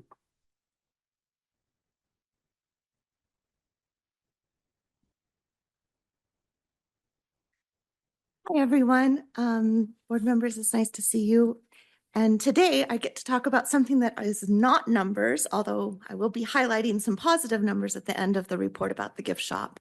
In my role, I oversee finance and accounting, but also the gift shop. And I just wanted to share that I come from not only a farming background, but a bit of a retail background. When my mom was alive, she ran a dress shop in Fort Benton. And, I've been around retail quite a bit as a young person. And then also my cousins in Havre ran a very successful men and women's dress shop in Havre as well. And so I really do enjoy retail, and Molly has recognized that. And I continue to work with the gift shop because it is a business operation of the agency. As well as in my past work, I was at the Boone and Crockett Club and Foundation for 4 years, and we had a retail arm, and I also oversaw our merchandising and retail operations when I was the controller there. So this is a fun part of my job. Not that numbers aren't fun, because I am a numbers person, but this has been a real exciting aspect of what we're doing here at the Historical Society. And so unfortunately, I don't have any fun, fancy slides to show you because I have been working really hard on the fiscal year end close, but there was a report presented in the packet that was sent out to you. So I just want to talk about all that is going on with the gift shop.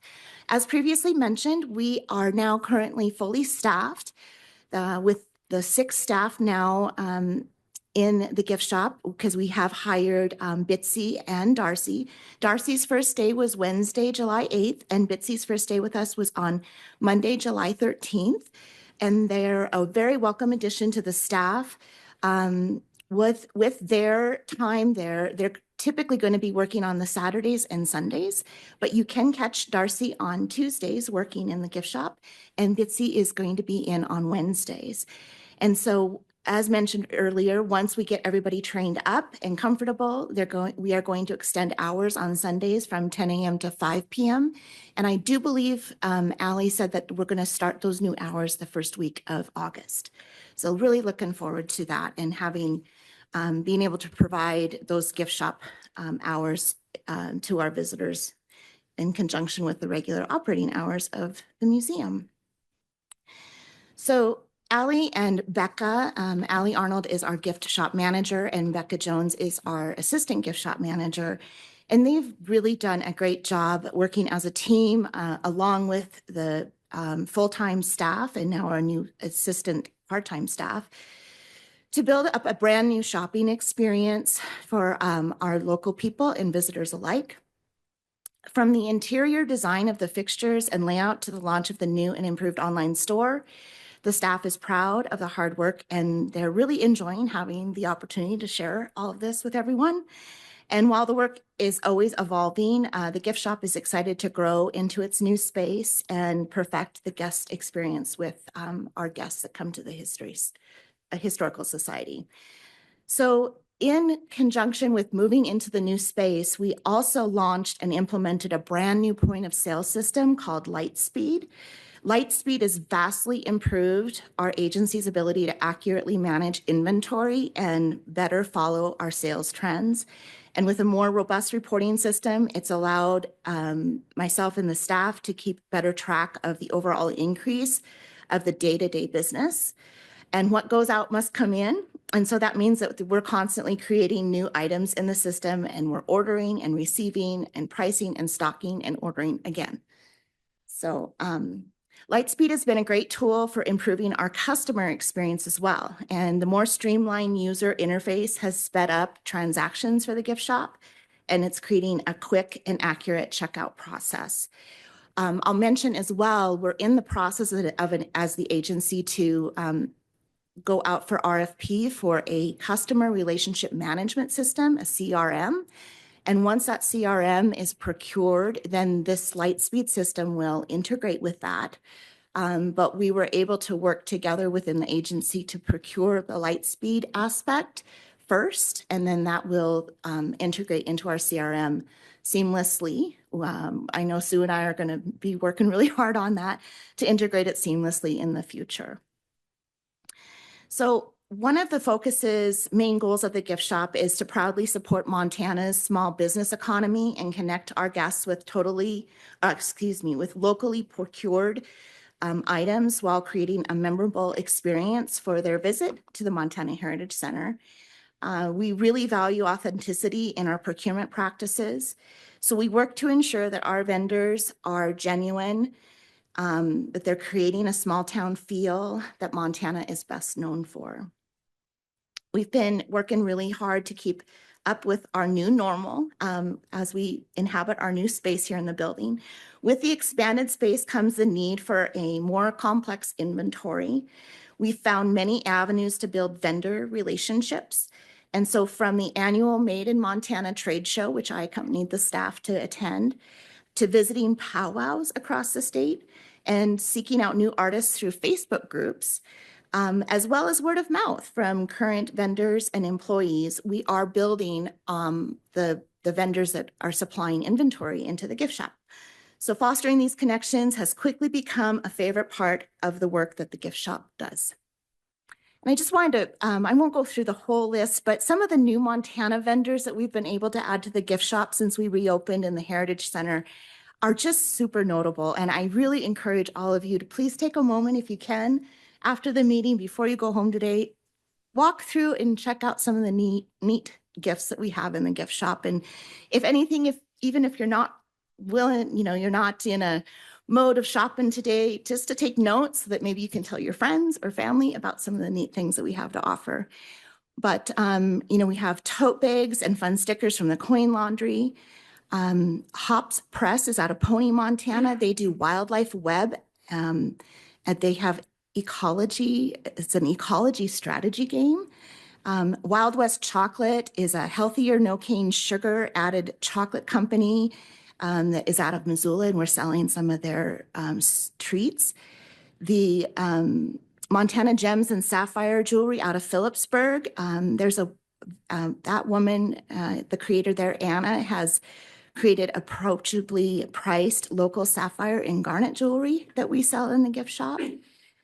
Devereaux Old Elk is of the Crow tribe, and he provides and sells through our gift shop handmade beadwork, specializing in bolo ties. The Rising Joy Creations out of Helena here locally sells laser engraved cribbage boards and more. MT3D Design out of Helena also, they are crafting laser cut one-of-a-kind 3D wooden puzzles. The first design is of the Guardian of the Gulch, which is the Helena Fire Tower here in town.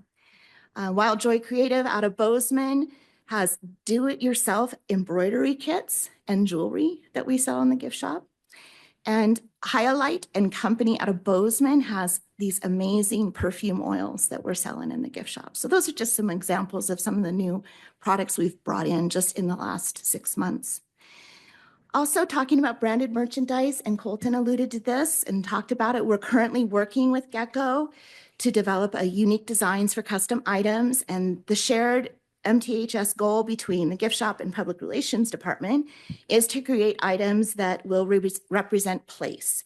The gift shop staff are telling me that guests are always asking for items that will offer a connection to the Montana Heritage Center. And so we want to be able to reflect our brand values in a way that will resonate with the guests. And we're hoping to have t-shirt designs, tote bags, postcards, keychains, magnets, and maybe other items.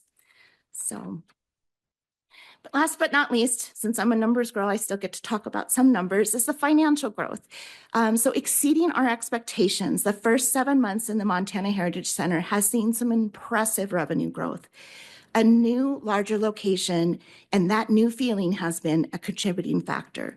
We also know that expanding our inventory to be more than just books has helped to elevate us even further.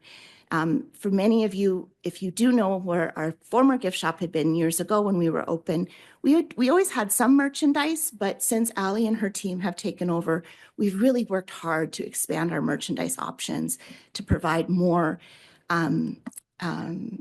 more gift opportunities for people to purchase. So included in your report, I wanted to highlight that since December sales were over $65,000, and the next best December was revenue was from December of 2023 at $48,000. So that comparative, that was 3 years ago, we were up 35% of revenue. Also then just jumping up, every month has been growing. January sales were 95% better than our last month, or the best month ever. February was up 142%. Most Februaries are pretty darn slow. The best one we'd ever had on record was a little over $12,000 in 2022. And this February, we had almost $31,000 of revenue. Jumping ahead even to May, May sales were up to $47,000, and the next best month was in May of 2022, so we were up 107% from the last best month. Then in June, thanks also to the History Fest and really generating some good interest in our agency in the building, and also just launch of the tourist season, we were able to achieve sales of $65,000 in revenue. And the next best month that we had ever experienced in the gift shop was in 2022 with revenue of just about $30,000. So again, comparing the months, 119% growth in revenue. So in commenting on this revenue growth, I'm going to be working with Molly in the coming fiscal year. There's been comment about that we continue to strive to have the free admission for the agency or for all of our visitors and guests alike. And we want to continue that. And we're having good success, really wonderful success, actually, not only making revenue at the gift shop, but also making revenue in our event center sales. So as we grow into our new norm and we understand what our financial results are, I think that there's opportunity from a financial planning perspective that maybe there'll be certain costs that we can then have those departments, these proprietary funds cover that will help alleviate cost burden in other parts of our agency. So we'll kind of share the costs a little bit more in areas where we're making more money. And then that'll help out the budget in our other programs. So looking forward to having the opportunity to make some new plans for the agency as we experience this growth in our proprietary funds. Because from an accounting perspective, these proprietary funds have to maintain their revenue and their expenses within their own fund. So it'll just call for some creative sharing of accounting transactions across the agency to help us share those expenses and share and help out the other programs with their costs. So does anyone have any questions for me? Jay Russell, just a question on, do you know when the last time the museum actually charged admission? How long ago that was? Yeah, it was right before we closed. So Molly? Okay. Yeah, so it would have been, a full year would have been 2022. Okay. Was the last time we had an admission fee.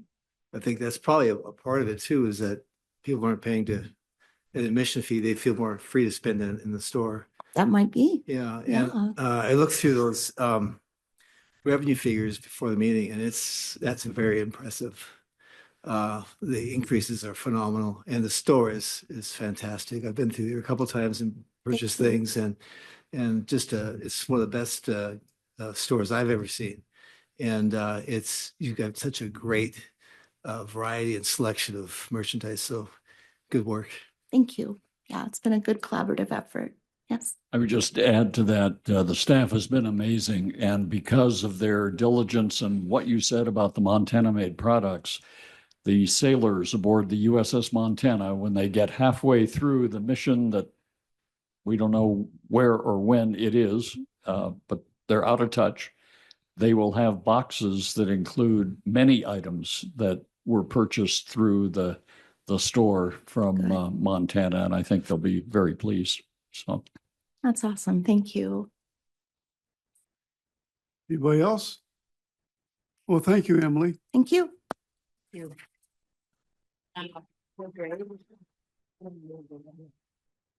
Okay, Roberta.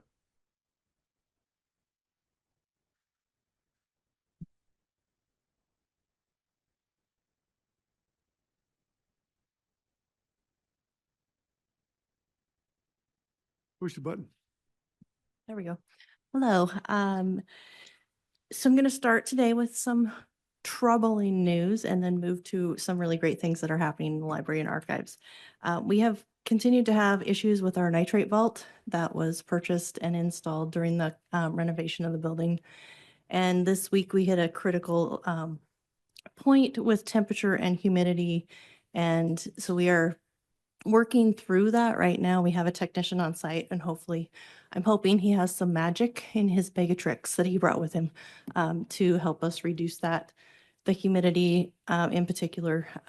And we're working with some conservators to figure out what we do when we know a stable temperature, that we can start working with the collections to see what kind of damage has been done and what we can do to mitigate that. So that's my bad news. And we'll move on to good news. So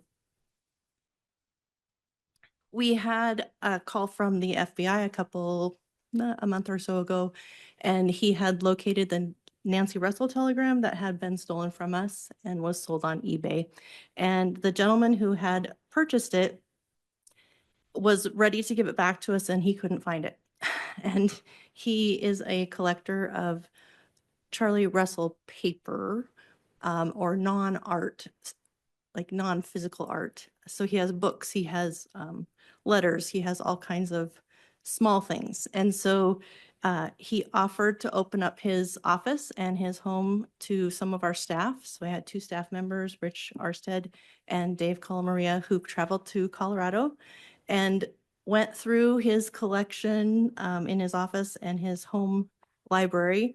And the first day they didn't find anything, and they went back for a second look and they found it within about 20 minutes on that second day. So it is now back in our possession, and we're very happy about that.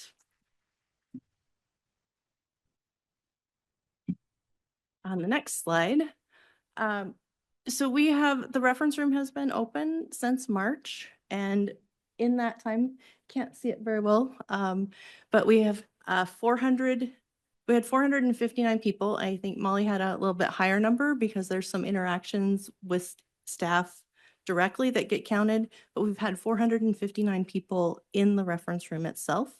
And 400 of those people were from Montana and represented 31 counties. You can mark Wheatland County off now too. We can, Yes. and we will, that the next meeting will have an updated map. Mike Backer, who is here, he helped me create this map. And he was just telling me before he left today that he's gonna get it into a way that we can just automatically update it as we have those statistics come in. So that's really exciting. And we also had the 59 people who were not from Montana came from 21 different states and 3 different countries. So our reach is still expanding, and we are excited to welcome more people. We've had in the last, say, since the beginning of July, we've had less appointments, but a lot more walk-in patrons. And so we are, the staff is there ready to help people. And from the feedback we're getting, the staff is doing a good job of helping people, and people are excited to come back. For the next slide. We will be asking, likely asking you to approve a loan of some items from the Library and Archives and from the museum for an exhibit at the Museum of the Rockies. We didn't receive the information to present to you in time for this meeting, and so we are working through their facilities report, their insurance, and that kind of thing, and then also having our conservator look at the artifacts to see if they're able to be loaned. So once we have all of that have been able to look at all of that in as a whole to see if we can loan stuff and that the facility is up to our standards, we will be reaching out to you to do a vote via email to approve that loan to the Museum of the Rockies. And then just one really great thing that happened earlier this week or last week, Lindsay Mick, who is our lead processing archivist, has been chosen to be the recipient for the Victoria Irons Walsh Emerging Leader Award from the Council of State Archivists. And that award comes with a $1,000 scholarship to be used for professional development. And she will receive the award at the Council of State Archivists Conference in September in Columbia, South Carolina. And she was already going to the conference because she had presented a program proposal, and that was accepted. And she'll be presenting on renovation in archives and how we survived that process. So that's my really great news. So the last thing I have for you is a deaccession list. As a reminder, these items are things that are duplicates, things that are not in great condition, and things that we do not feel are in the scope of our collection. So I would entertain a motion for this. That's quite a list. And Bill Whitsitt, I move the deaccession approval. Robinson, I second the motion. So moved and seconded. Any further discussion? Hearing none, all those in favor signify by saying aye. Aye. Opposed? Motion carried. Roberta, I just, a couple of things I'd like to say. I just spent some time in the research center and I did receive a survey that I filled out. So they are doing surveys to try to keep track of how things are going. And when I was in there yesterday, I think it was, there was 3 people came in that were hearing impaired. And I thought the staff did a really good job helping these people. And I think it's probably a learning experience how to handle those kinds of disabilities when they come in. The one guy was typing on his phone and, you know, doing this kind of stuff. So anyway, I think there's some lessons to be learned and some things to do in the future to help with those kind of things. I think the staff's doing an excellent job. Mr. Tim. Chair, Tim here. And I apologize for not identifying myself other times. That's not a habit I'm into. But yesterday at the executive meeting, when you mentioned that, I Google searched whether or not there's some apparatus out there that would be helpful, and I shared it with Molly. And I actually went to their website, and it's called an Ubi Duo, and it's built by a company called Escom, and it runs between $4,000 and $8,000 depending on the model that you get. I know Molly hasn't had a chance probably to research that, but I do think I have a goddaughter who's deaf, born deaf. And so I learned how to do sign language so that I could speak with her. She's now has a cochlear implant, so I don't have to sign anymore. Good thing, because I was never very good at it. But you know, if Molly decides that that is something that would work, I'd like to help donate to it. I'm not going to be able to pay for all of it, but I do think it's important that we have something like that, and maybe not just in the archives, but you know, maybe in the store, et cetera. So there is another product out there that's an app, and I'm not sure exactly how it works, but that's pretty cumbersome if you're trying to do those things on your phone. The app apparently has voice to text, so that would be a neat thing. You don't have to type.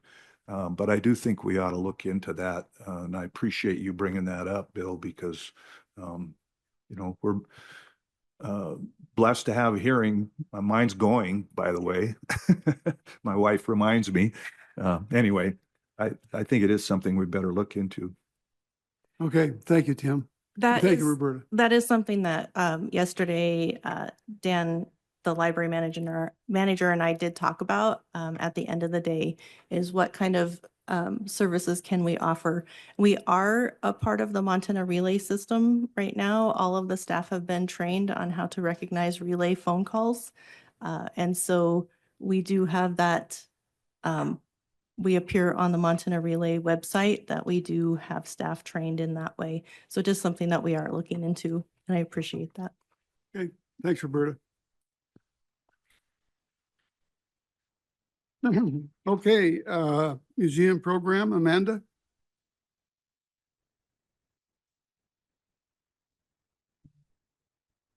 Hello. I wanted to start with a couple of highlights from the past few months.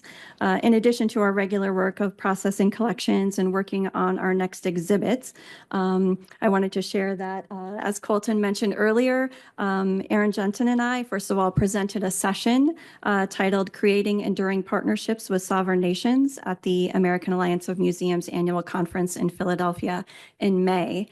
And then while we were there, we were able to accept AAM's Museum Impact Award on behalf of the Montana Historical Society.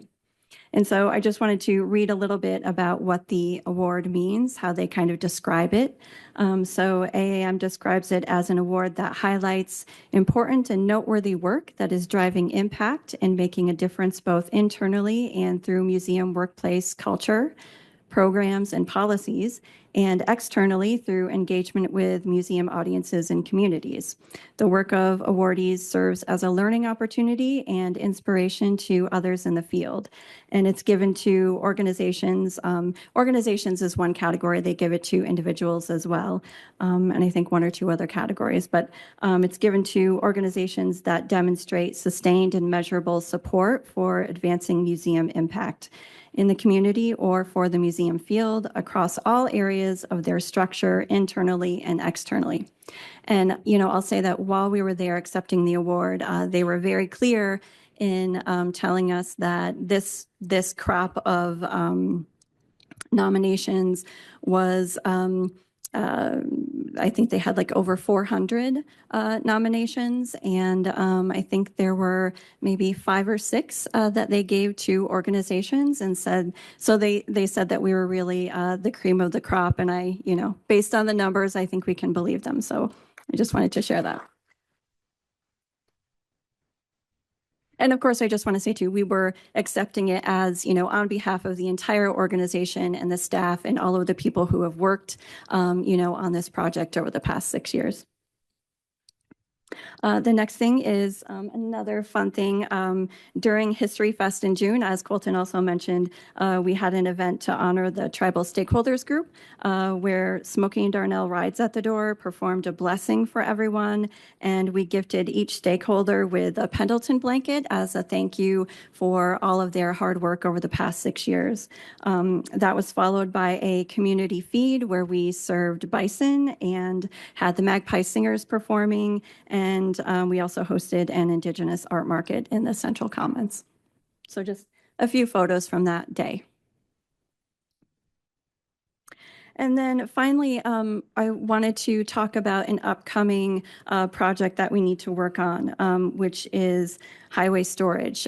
We have 2 offsite storage facilities for artifacts, and one of them is called Highway Storage. It is a space that we lease for free from Lewis and Clark County, and it's located at the fairgrounds. And here's a photo of one of the barns. It's literally barns. We have this one barn that we've been storing artifacts in, and I think it's a silver lining for us. It's a little bit nerve-wracking, but we were told that our lease will end at the end of October of 2028, and so we have to get all of our artifacts out of this storage facility by then. So part of that process is going to be consolidating artifacts at the Scriver Center, creating more space, and moving some of the artifacts from highway storage to the Scriver Center and our building here eventually. But part of this process will require us to ask you all to deaccession, approve a deaccession of artifacts as we go along over the next couple of years. So obviously, we want to use this as a tool to make sure that we are putting all of our resources towards artifacts that really do deserve a spot in our collection. And so we'll be very careful and critical when we're thinking about these artifacts and whether they're still appropriate for our collection. I guess one thing is that I wanted to say that we had planned on presenting deaccession list to you at some point in the future. It's, I think, a part of, healthy planning and caring for our collections. But the fact that we have to get out of highway storage earlier than we thought is kind of accelerating that process. So I guess I just wanted to give you a heads up on that. I don't think I have anything else to report for the museum program at this point. Okay, thanks, Amanda. I will comment that this is a typical ranch-style building, and they've got problems with raccoons, skunks, mice, rats, bats, anything else that moves or slithers. So you got to give credit to the staff that's going out there. All of us ranchers have barns just like this, full of stuff just like that. So I know what they're doing and going through. So anyway, this is a big job, but it'll be handled in good manner. Any other comments or questions? Okay, thank you. Thank you, Amanda. Okay, Martha, outreach and education. Super. So I wanted to start with Molly had asked me to talk a little bit about how the History Head conference was funded. I think that was a request from the board last time. So the conference cost range from about 120,000 to 150,000. So that's how much it costs us to put it on every year. Those costs include hotel space rental, food and catering, AV costs, the cost to cover speaker registration, that's a perk we give to our speakers, printing, mailing, we pay for some big name keynotes, and supplies. And it always costs more to hold it outside of Helena than in Helena because we also have to pay for staff travel and hotel rooms. About 420 people attend some part of the conference, and about 250 people attend the entire conference. So I think it's just important to say we don't see the conference as revenue generating or even as a revenue neutral program. We see it as our signature outreach event, a way to fulfill our mission to share public history statewide, as well as to fill the statutory mandate to serve Montana's history community. Through the event, we build relationships with local museums, promote the Historical Society, recruit articles and book manuscripts, encourage state historic preservationists to gather to share ideas and best practices, and provide a venue for public historians to share current scholarships and all of us to learn from it. To make the conference revenue neutral, we would have to double our registration fees and stop providing free registration to speakers. And we don't want to do either of those things because we believe it's important to keep conference attendance affordable for Montanans. And we know that the free registration helps us recruit really good presenters. So here's how we budget and pay for the conference. We charge registration fees that are high enough to cover the cost of foods. We aggressively look for grants and sponsors. And then we use money allocated by the state for place-based interpretation to pay for tour buses and place-based speakers. And finally, we use money allocated by the state for historical interpretation to pay for room rentals and other costs to the conference. So does anyone have questions about that? I know that was a board request. Christine, do you want to come up and just give a little brief pitch for Billings while we're on the conference?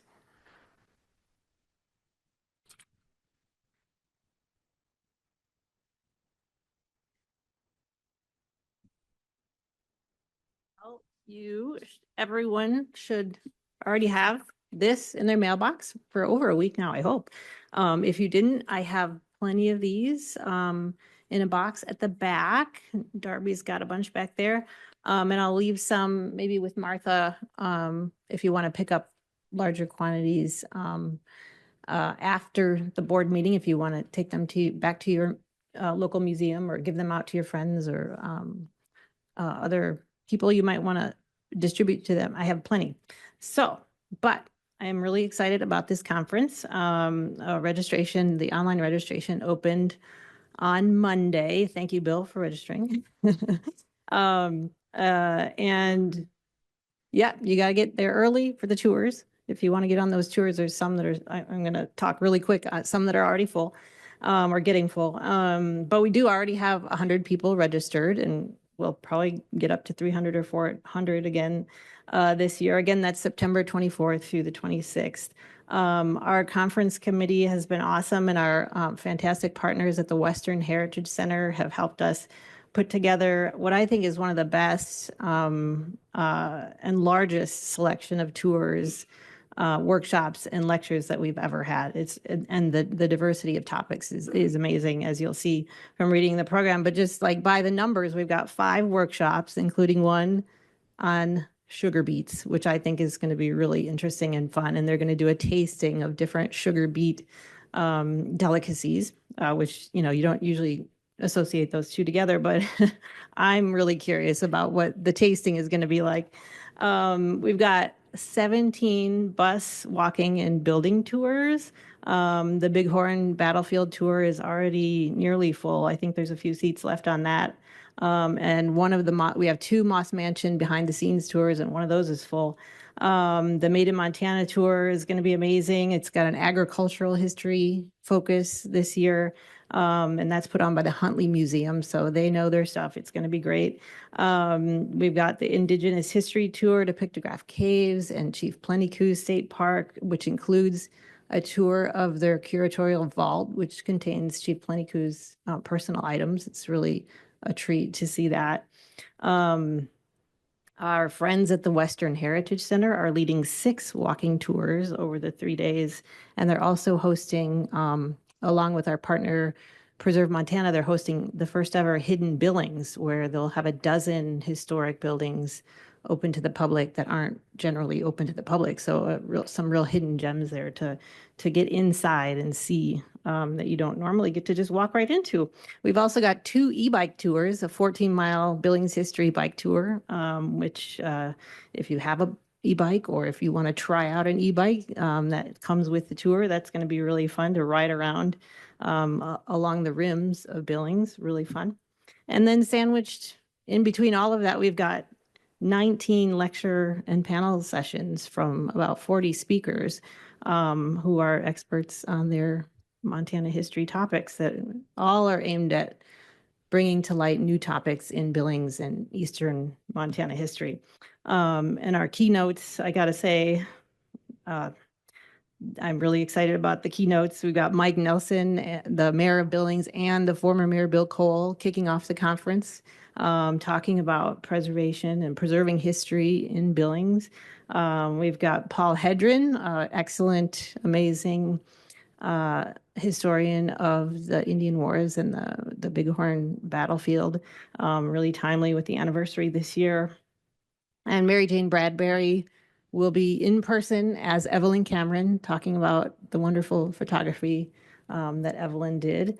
And Aaron Bryn, the Crow Tribal Historic Preservation Officer, will talk about the Battle of Arrow Creek and also about best practices for retelling Indigenous history. So all those 4 are just knocking it out of the park already, and they're not even there yet, but it's a lot to pack in, but we hope you'll join us at the conference for all of it or some of it. And if you can't, there's always next year right here in Helena. So that's my quick overview. I hope it wasn't too long. Thank you. It's nice. I know Kim asked about the Montana 250 Commission. The next big event is where they're sponsoring the Billings Air Show, and we'll have a presence there. We're still circulating the Montana Tapestry banners that are traveling across the state.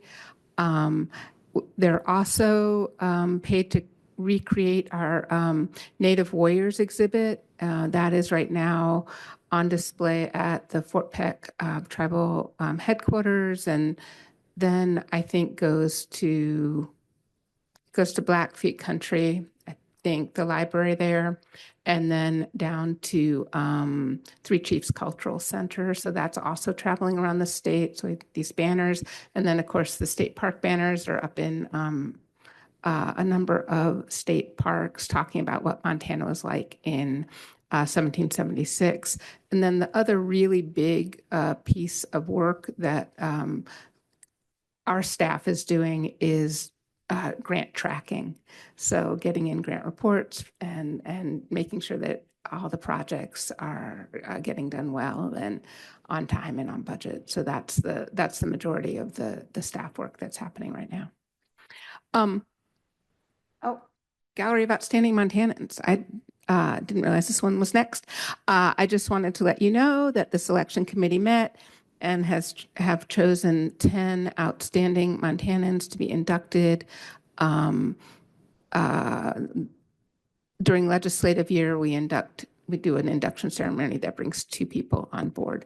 So in the next cycle of 10-year cycle, these are the 10 people that will be inducted into the gallery. And of course, if you've been to the Capitol you're walking down to the Secretary of State's office, you'll see the plaques, with their photos and little exhibit about each one of these people. Go ahead. Next slide. So I don't know why it's tilted. I couldn't make it straighten out, but in preparation for, we have to do a biannual report for the legislature, and Melissa Hibbard pulled together this really interesting map. All the dark green counties represent counties in which at least one teacher has taken a training from us in fiscal years 24 to 26. So we do trainings all across the state. We do trainings online. And this is kind of shows our statewide impact that I thought was really interesting. And with that, I am going to turn things over to Melissa to talk about National History Day. Hi, just as a reminder, National History Day is a project-based learning program for students 6th through 12th grade. And this is our third season back in Montana with an active program, and the third season that I've been in charge. This is a picture of the students that just were at the national contest at the University of Maryland in June. Are you running the slides, Jenny? All right, go with the next slide. So we have had tremendous growth since relaunching this program. This gives you a sense of the students competing statewide. So you can see I've doubled my numbers of students competing statewide every year since starting. Go to the next one, Jenny. More than doubled the projects competing. So we had 232 projects competing because students can work in groups. So students competing does not equate projects competing. Next slide, please. And this is the number of teachers statewide that are teaching the program. So we're up to 31 teachers that have students competing. We actually have 35 teachers statewide who are teaching it in the classroom. Next slide.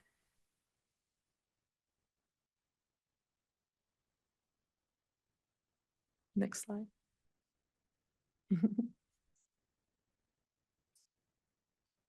Oh, schools. Oh, right.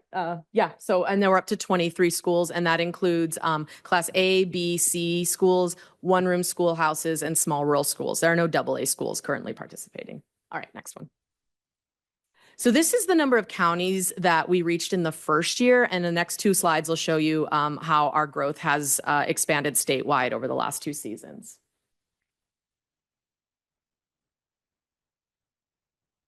So right now in 2026, these are the counties that are being reached by the National History Day program. And then my next slide will show you what our projected county reach is for 2027 based on the teachers I currently have in training programs who are committed to teaching it next year. So you can see we've really, really expanded the reach of this program over the last 3 seasons. All right, next one. Something I'm incredibly proud about, because it's something that is really unique to Montana's program, is we have a high rate of Indigenous students participating and competing. And so this is just competition numbers, and you can see that the percentage of Indigenous students competing actually continues to go up with each level of competition, because their teachers and the students are doing really, really good work. And at the national level, we had 27% or 28% of our delegation was Indigenous students. That is unheard of on a nationwide basis for this program for the lower or the contiguous 48 states. And so that is something I'm incredibly proud of, and our students are incredibly proud of too. Next slide, please. So something the students brought to me last year is they asked if they could have pins from their tribal communities to trade, because all of the state affiliates trade pins. And so we did that this year. So Fort Peck and Crow, any students from schools on those reservations were trading pins. And then they also asked if they could walk with their tribal flags at the opening and closing ceremonies. And that was the first time any affiliate has done that as well. So the students were able to represent not only Montana, but also their tribal nations. Next slide. So this is really incredible. Out of only 35 teachers who teach a total of a little over 2,000 students in a school year, you can see that these teachers are choosing to do National History Day with about 75% of their students, which means they're not bringing them all to competition, but just with 35 teachers, we're having almost 1,500 kids doing original historical research in the History Day model statewide. Next slide. This shows where I had 4 regional competitions that I ran this year, which is up from 2 that I started with 2 years ago. So you can see the different regions represented here. The blue is the Eastern region, and our regional was in Dickinson, North Dakota, which is just a way for me to resource share with North Dakota, because Dickinson State University is actually closer than a lot of other institutions to where my schools are in the East. And then the West Central region was here at the Heritage Center. We had 170 students here. I have a regional up in Kalispell, and then I do run an online virtual regional just to help reach students, especially who are playing basketball at the varsity level and can't come to contest on a Saturday. Next slide, please. This is pictures of the regional competition that was here at the Heritage Center. It's our largest regional competition, and it was 170 students that we were able to bring here in February, and they did tours and got to interact with a lot of staff and a lot of other experts in history from our community, and it was a really fantastic experience that we're going to continue every year. Next slide. So this is really fascinating. We don't require students to do Montana or Indigenous history. They can do research on anything they want, but this year about 40% of our students did choose to do Montana, Western, or Indigenous history as far as students that competed at regional, state, or nationals. And the next slide will show you that when students actually went to nationals, 67% of the projects at nationals were Montana or Indigenous history. And I think that really speaks to the depth students can go into when they do a local topic, and also the benefit they got from all the expertise here at the Historical Society, and also the judges who were experts in Montana history. So it's really cool that our local history is being exhibited at a nationwide level. And the judges this year, I read all the comments, were just, most of these stories they had never heard of before. So it's really cool that the students are able to have that power. All right, next slide, please. And then finally, I just want to celebrate our real high achievers. So these are 2 young men from Lolo who are heading into high school. They competed at nationals all 3 years. This year, they ranked 2nd in their preliminary round in group documentary, which actually meant they were top 20% at nationals in their category. So they were our outstanding junior affiliates. The next slide will show you our outstanding senior affiliates, 2 girls from Big Fork High School, who again took 2nd place. So that's just 1 place away from going to finals, which is only the top 10 projects in their category. And they did a documentary about Magic Johnson and Connie Chung's interview. And actually they know Connie Chung, so they had a firsthand interview with her. And next slide, please. This is James Kelly, who did Alice Greenough, one of the first women in rodeo and a female rough stock rider. And she was our chosen exhibit board to display at the Smithsonian Museum of American History. So she spent all day talking to patrons at the museum about rodeo and this particular Montana rodeo woman's story. Next slide, please. This was an incredible story. So these 2 young men are from Hardin. They just graduated high school. It was their first time doing History Day. It was their teacher's first time doing History Day. And they were actually selected from hundreds of performances to perform at the Smithsonian American History Museum during a performance showcase that only showcased 12 projects. And they did an original performance about the Native American church. So this is taken from that. And I got to be there that day and introduce them. And it was really, really powerful. Next slide, please.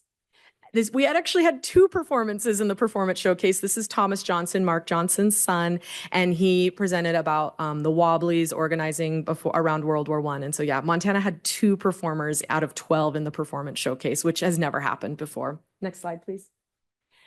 These 2 young women, actually, they worked on the Hello Girls. They got to meet a granddaughter of a Hello Girl, and that was something that someone at the national office set up for them just because she happened to meet the girls at our state contest. So just another way of showing the variety of successes that students can have outside of formal award winning.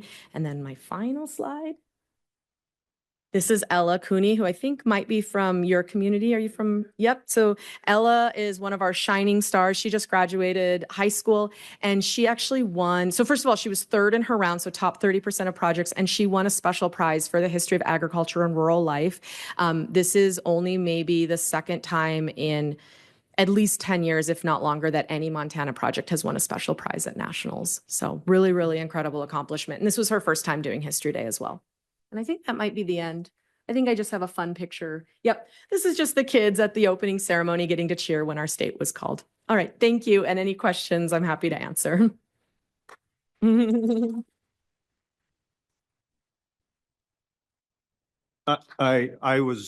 you for the invitation to come and speak on the award ceremony. And I had a chance to look at some of the exhibits before they broke them down, but I guess I know I'm saying the obvious, but I can't stress enough how, first of all, how well you're doing. Thank you. But how important this program is, not just to the Historical Society, but to this state. It almost brings me to tears. So thank you. Yeah, my pleasure.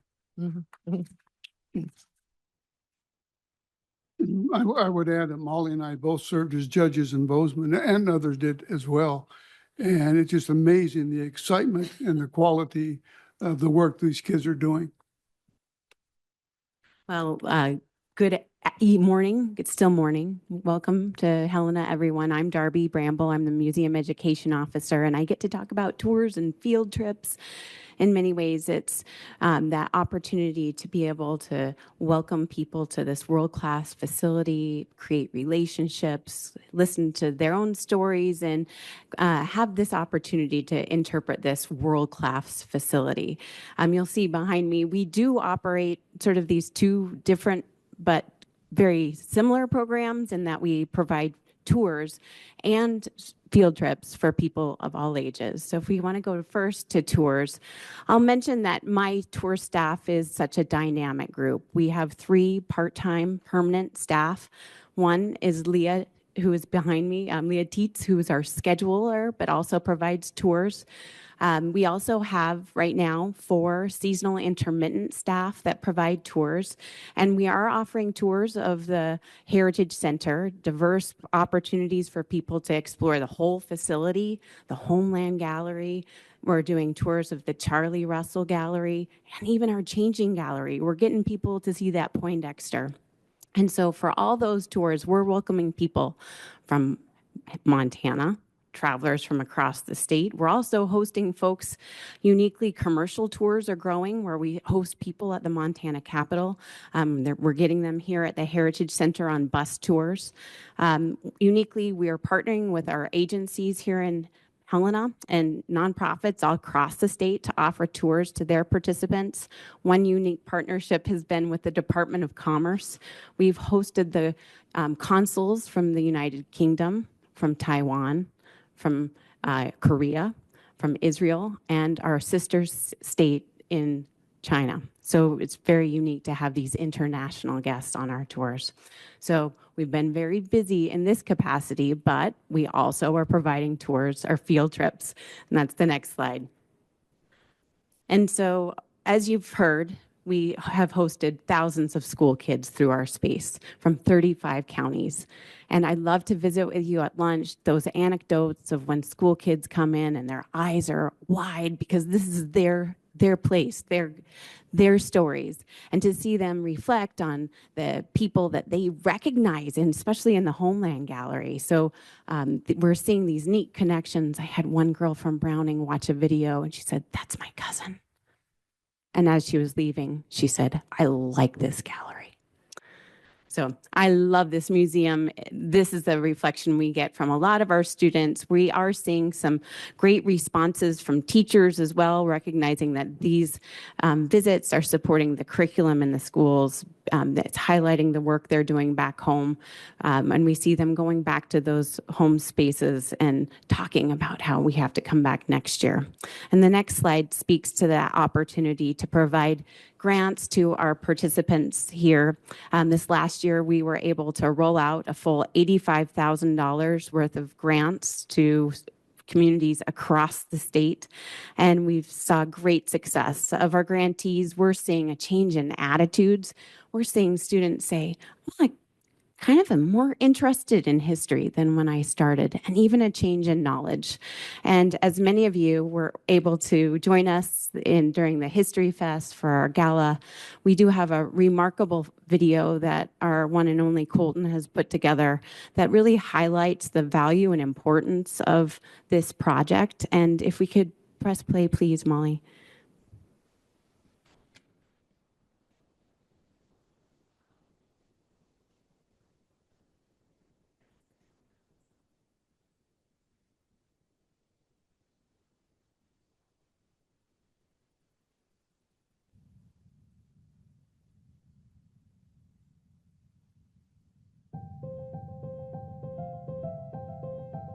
I really loved it because I might not be able to come back here again and see all this. It's just so surreal.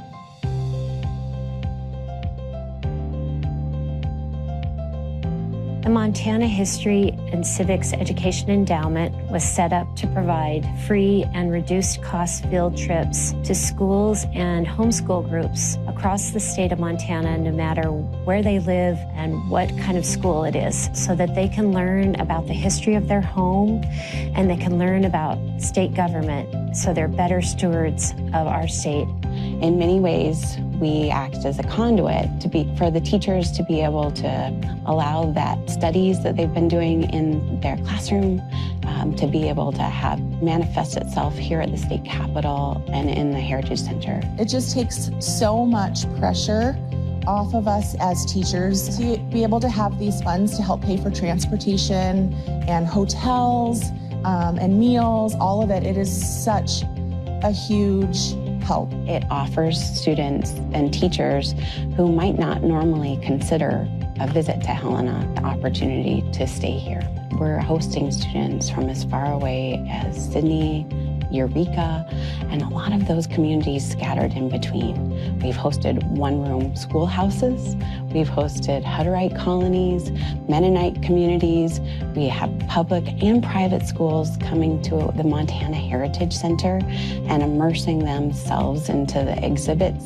My favorite exhibit was probably the room where it had my favorite painting of Charlie Russell, When the Land Belonged to God. I loved that painting, and one of the most fun parts was doing it with my friends and just enjoying everything.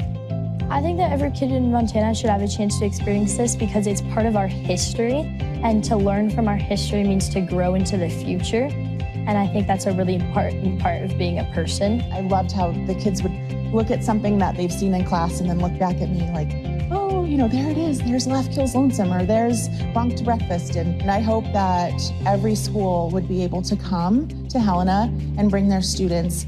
It's amazing to see all of these artifacts and all of these exhibits in real time. And hopefully it's something that they'll remember for the rest of their lives. When kids get to go on field trips and they have that experience of interacting with the artifacts and the history and the voices of Montanans, they take that back to their classroom and they do better. They get better grades, they graduate at higher rates, and they go on to college and higher earnings in their adulthood. In so many ways, in this day and age, it feels like we're disconnected.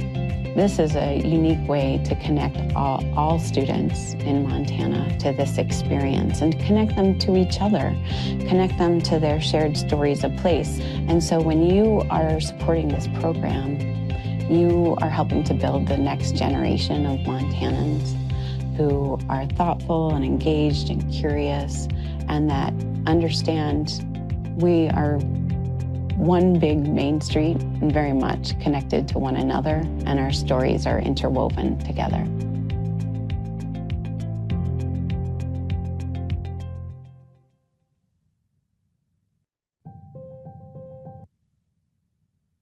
I'll just note really quickly that it plays much smoother directly from YouTube than through my PowerPoint, and Colton will share that link with everybody after the meeting. So that's it from O&E. Any questions? Martha, you need some feedback on Montana Madness, and that is the tourism group in Fort Benton, Destination Fort Benton, has one of their new themes as from first place to best place, first place to best place. That's really fun. Yeah. All right, thank you. Thank you, Martha. Jeff. About the history. Good afternoon, it is now. Jeff Bartos, Publications Manager. I realize I am between us and lunch, so I will try to be as brief as possible. I'm going to start with the shiny new thing. We got it today. This copy is actually reserved for pre-order, so we can't crack it open. I just stole it from the gift shop for a few minutes, but I'll pass it around. This is very exciting. We held just a wonderful book launch event on Tuesday evening in Great Falls at the Little Shell Ceremonial Center, and had a great turnout up there with a good lineup of speakers. we're just very proud to have that in the world. We got small quantity for pre-orders via FedEx yesterday, and the pallet is arriving tomorrow. So it will be distributing out to bookstores throughout the state. It's available for pre-order right now on our website. And I bet if you ask the gift shop very nicely, if you're an out-of-towner, they might be able to sell you a copy this afternoon.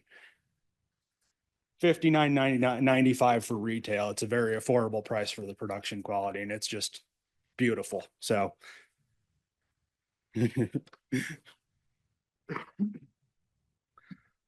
as far as publications business goes, we printed our summer issue. It mailed in early June. It's a wonderful piece. We start with an examination of a relatively unknown modern artist who is a University of Montana professor, Aidan Arnold, and we feature a lot of his artwork in full color, including the cover image. One of my favorite recent covers is just really fun cowboy guy.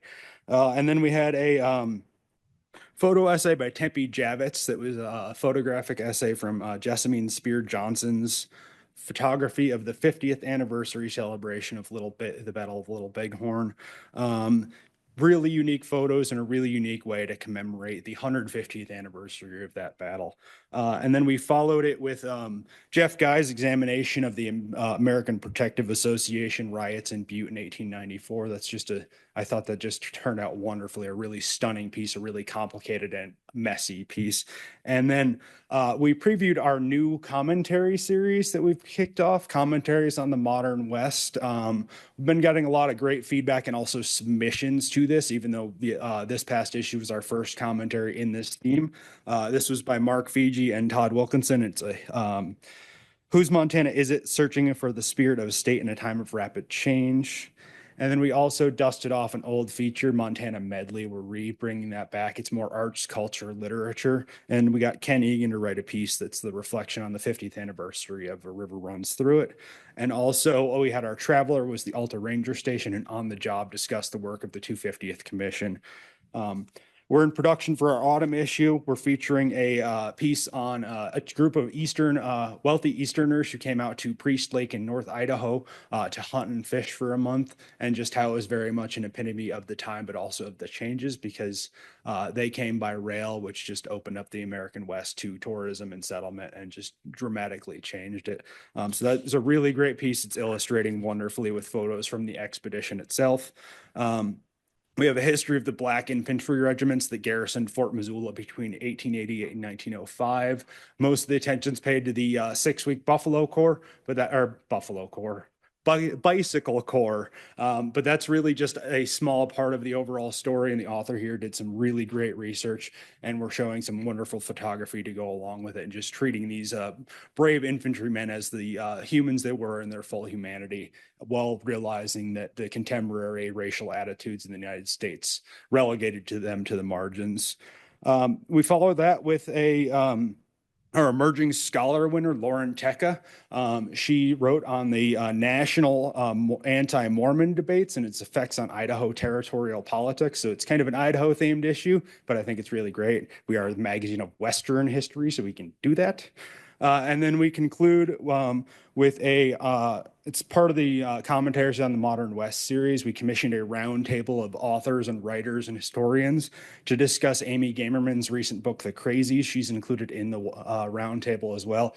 It's a new format that we're trying. I think it turned out wonderfully, and I can't wait for y'all to see it in September. And we also have an On the Job with Aaron Rao for the museum program, discussing a firearm in our collection, and a traveler that's on Pathway Through the Bible down near Joliet. Let's see, we distributed our promo issue, distributed over 1,600 of those across the state. We sent out a targeted direct mailing to lapsed subscribers and got good returns on that. Our big concern right now is declining membership numbers. I was talking to Darby the other day. She said there's no silver bullet for it. I said I'm more of a buckshot guy, so we're trying a lot of different strategies. We've got a good social media presence, and we're on distribution through newsstands with our partnership through JK Associates.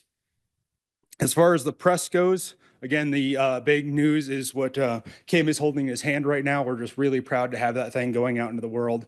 Very happy to have the whole country was one road back in existence, and just the event in Great Falls the other night was just so moving, and I'm so proud to have been a part of this project, and my staff just did wonderful work on it. And we've got a number of forthcoming projects. The most imminent is the Museum History and Gallery Guide. We're laying that thing out. We've got the Homeland Gallery pretty well laid out. A couple artifacts are switching in and out, and then we're working on the Russell Gallery right now. We're also going to include a brief section on the OGM, some capital art, Kirby Lambert's essay that appeared in the winter issue 25 that discusses the museum history. And it'll just be a wonderful takeaway for visitors to be able to come to the Heritage Center and have a quality publication that they can remember their visit by, or help plan their future visits to. And we've got a bunch of other really cool forthcoming projects, and we're prospecting pretty heavily for the press. So we are busy, busy, busy, and we're really happy to be doing it. I welcome your questions. Any comments or questions? I think it's awesome you got the book out. That's awesome. We're so excited. Thank you. Okay. Thank you, Jeff. Thanks. Jeff. Thanks.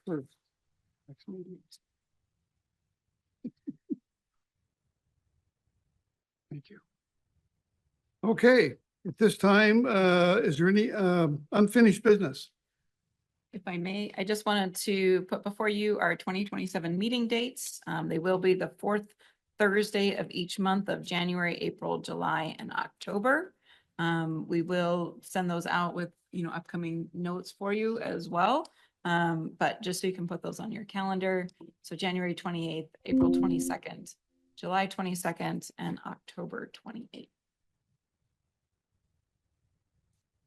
Yep, January 28th, April 22nd, July 22nd, and October 28th. And it's the fourth Thursday of each of those months. Okay, thank you, Molly. Any other unfinished business? I just had one thing. I just wanted to say, I think this is my last meeting. And I just wanted to say what a privilege it's been to serve with each one of you for the past 5 years that I've been on this board, and I've really enjoyed it. And the board has done a great job, and Molly and her staff have done fantastic as well. It's been so much fun for me to be a part of this during a very exciting time. And I found out that when I became a Florida resident this year, that disqualified me for continuing on, because I had planned to continue, but I can't do that now. So found out that that was a result of that. So wish I could have, but that's the state of it anyway. So thank you very much. Appreciate your time. Thank you, Dave.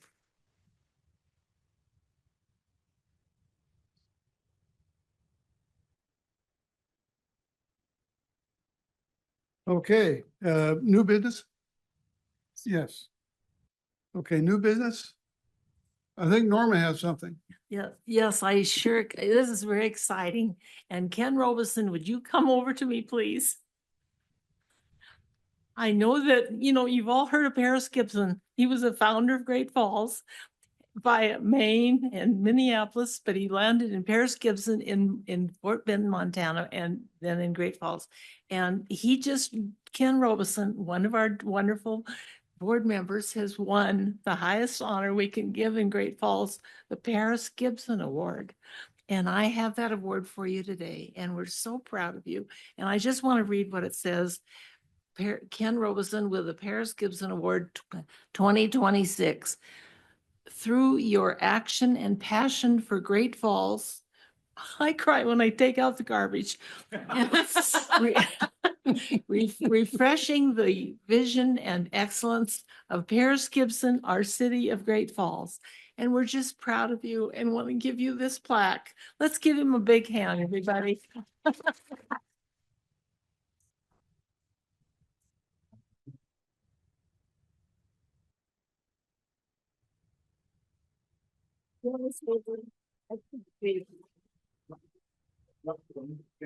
Thank you, Norma. Thank you all. And Paris Gibson's rolling over in his grave because I've had some bad things to say about him along the way. Thank you. Oh, you want to come and, okay, Great. Did you come up? okay. I don't know if I can walk. I think I want you guys maybe right here. Yeah. Your chair is not behind you. So be Okay, careful. my husband will bring it He's over. coming with you. Okay.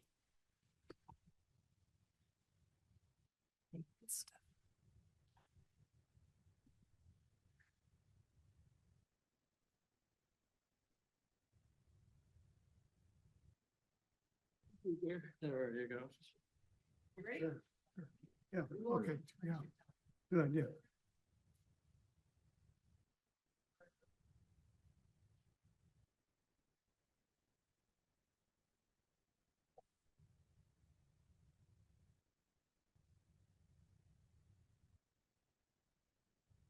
Staging, no, I gotta get. Oh, you wanna get there? We're gonna have the background. Okay. Whatever you want. Right, well, that's fine. This is the picture. This was a one of a kind picture, my men in uniform, and they can still get in them. It was the first time in 38 years that I'd had that uniform on and it barely fit. Here's the Dwight has got his on. And where is Dwight? We'll pass these pictures around. I do our passes around. Guys, look over here.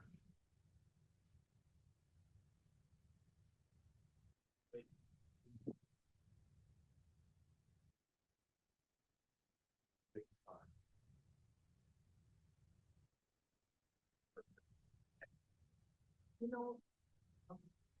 Okay, well, thank you. And I'll entertain a motion to adjourn.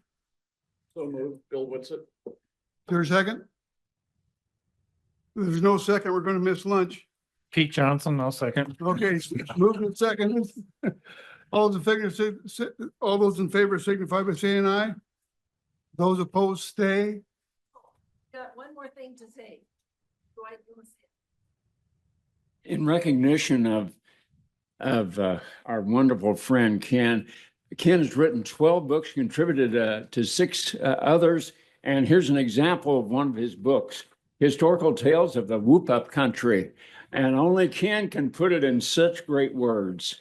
Thank you. Okay, we'll now move into the area next door for the recognition luncheon.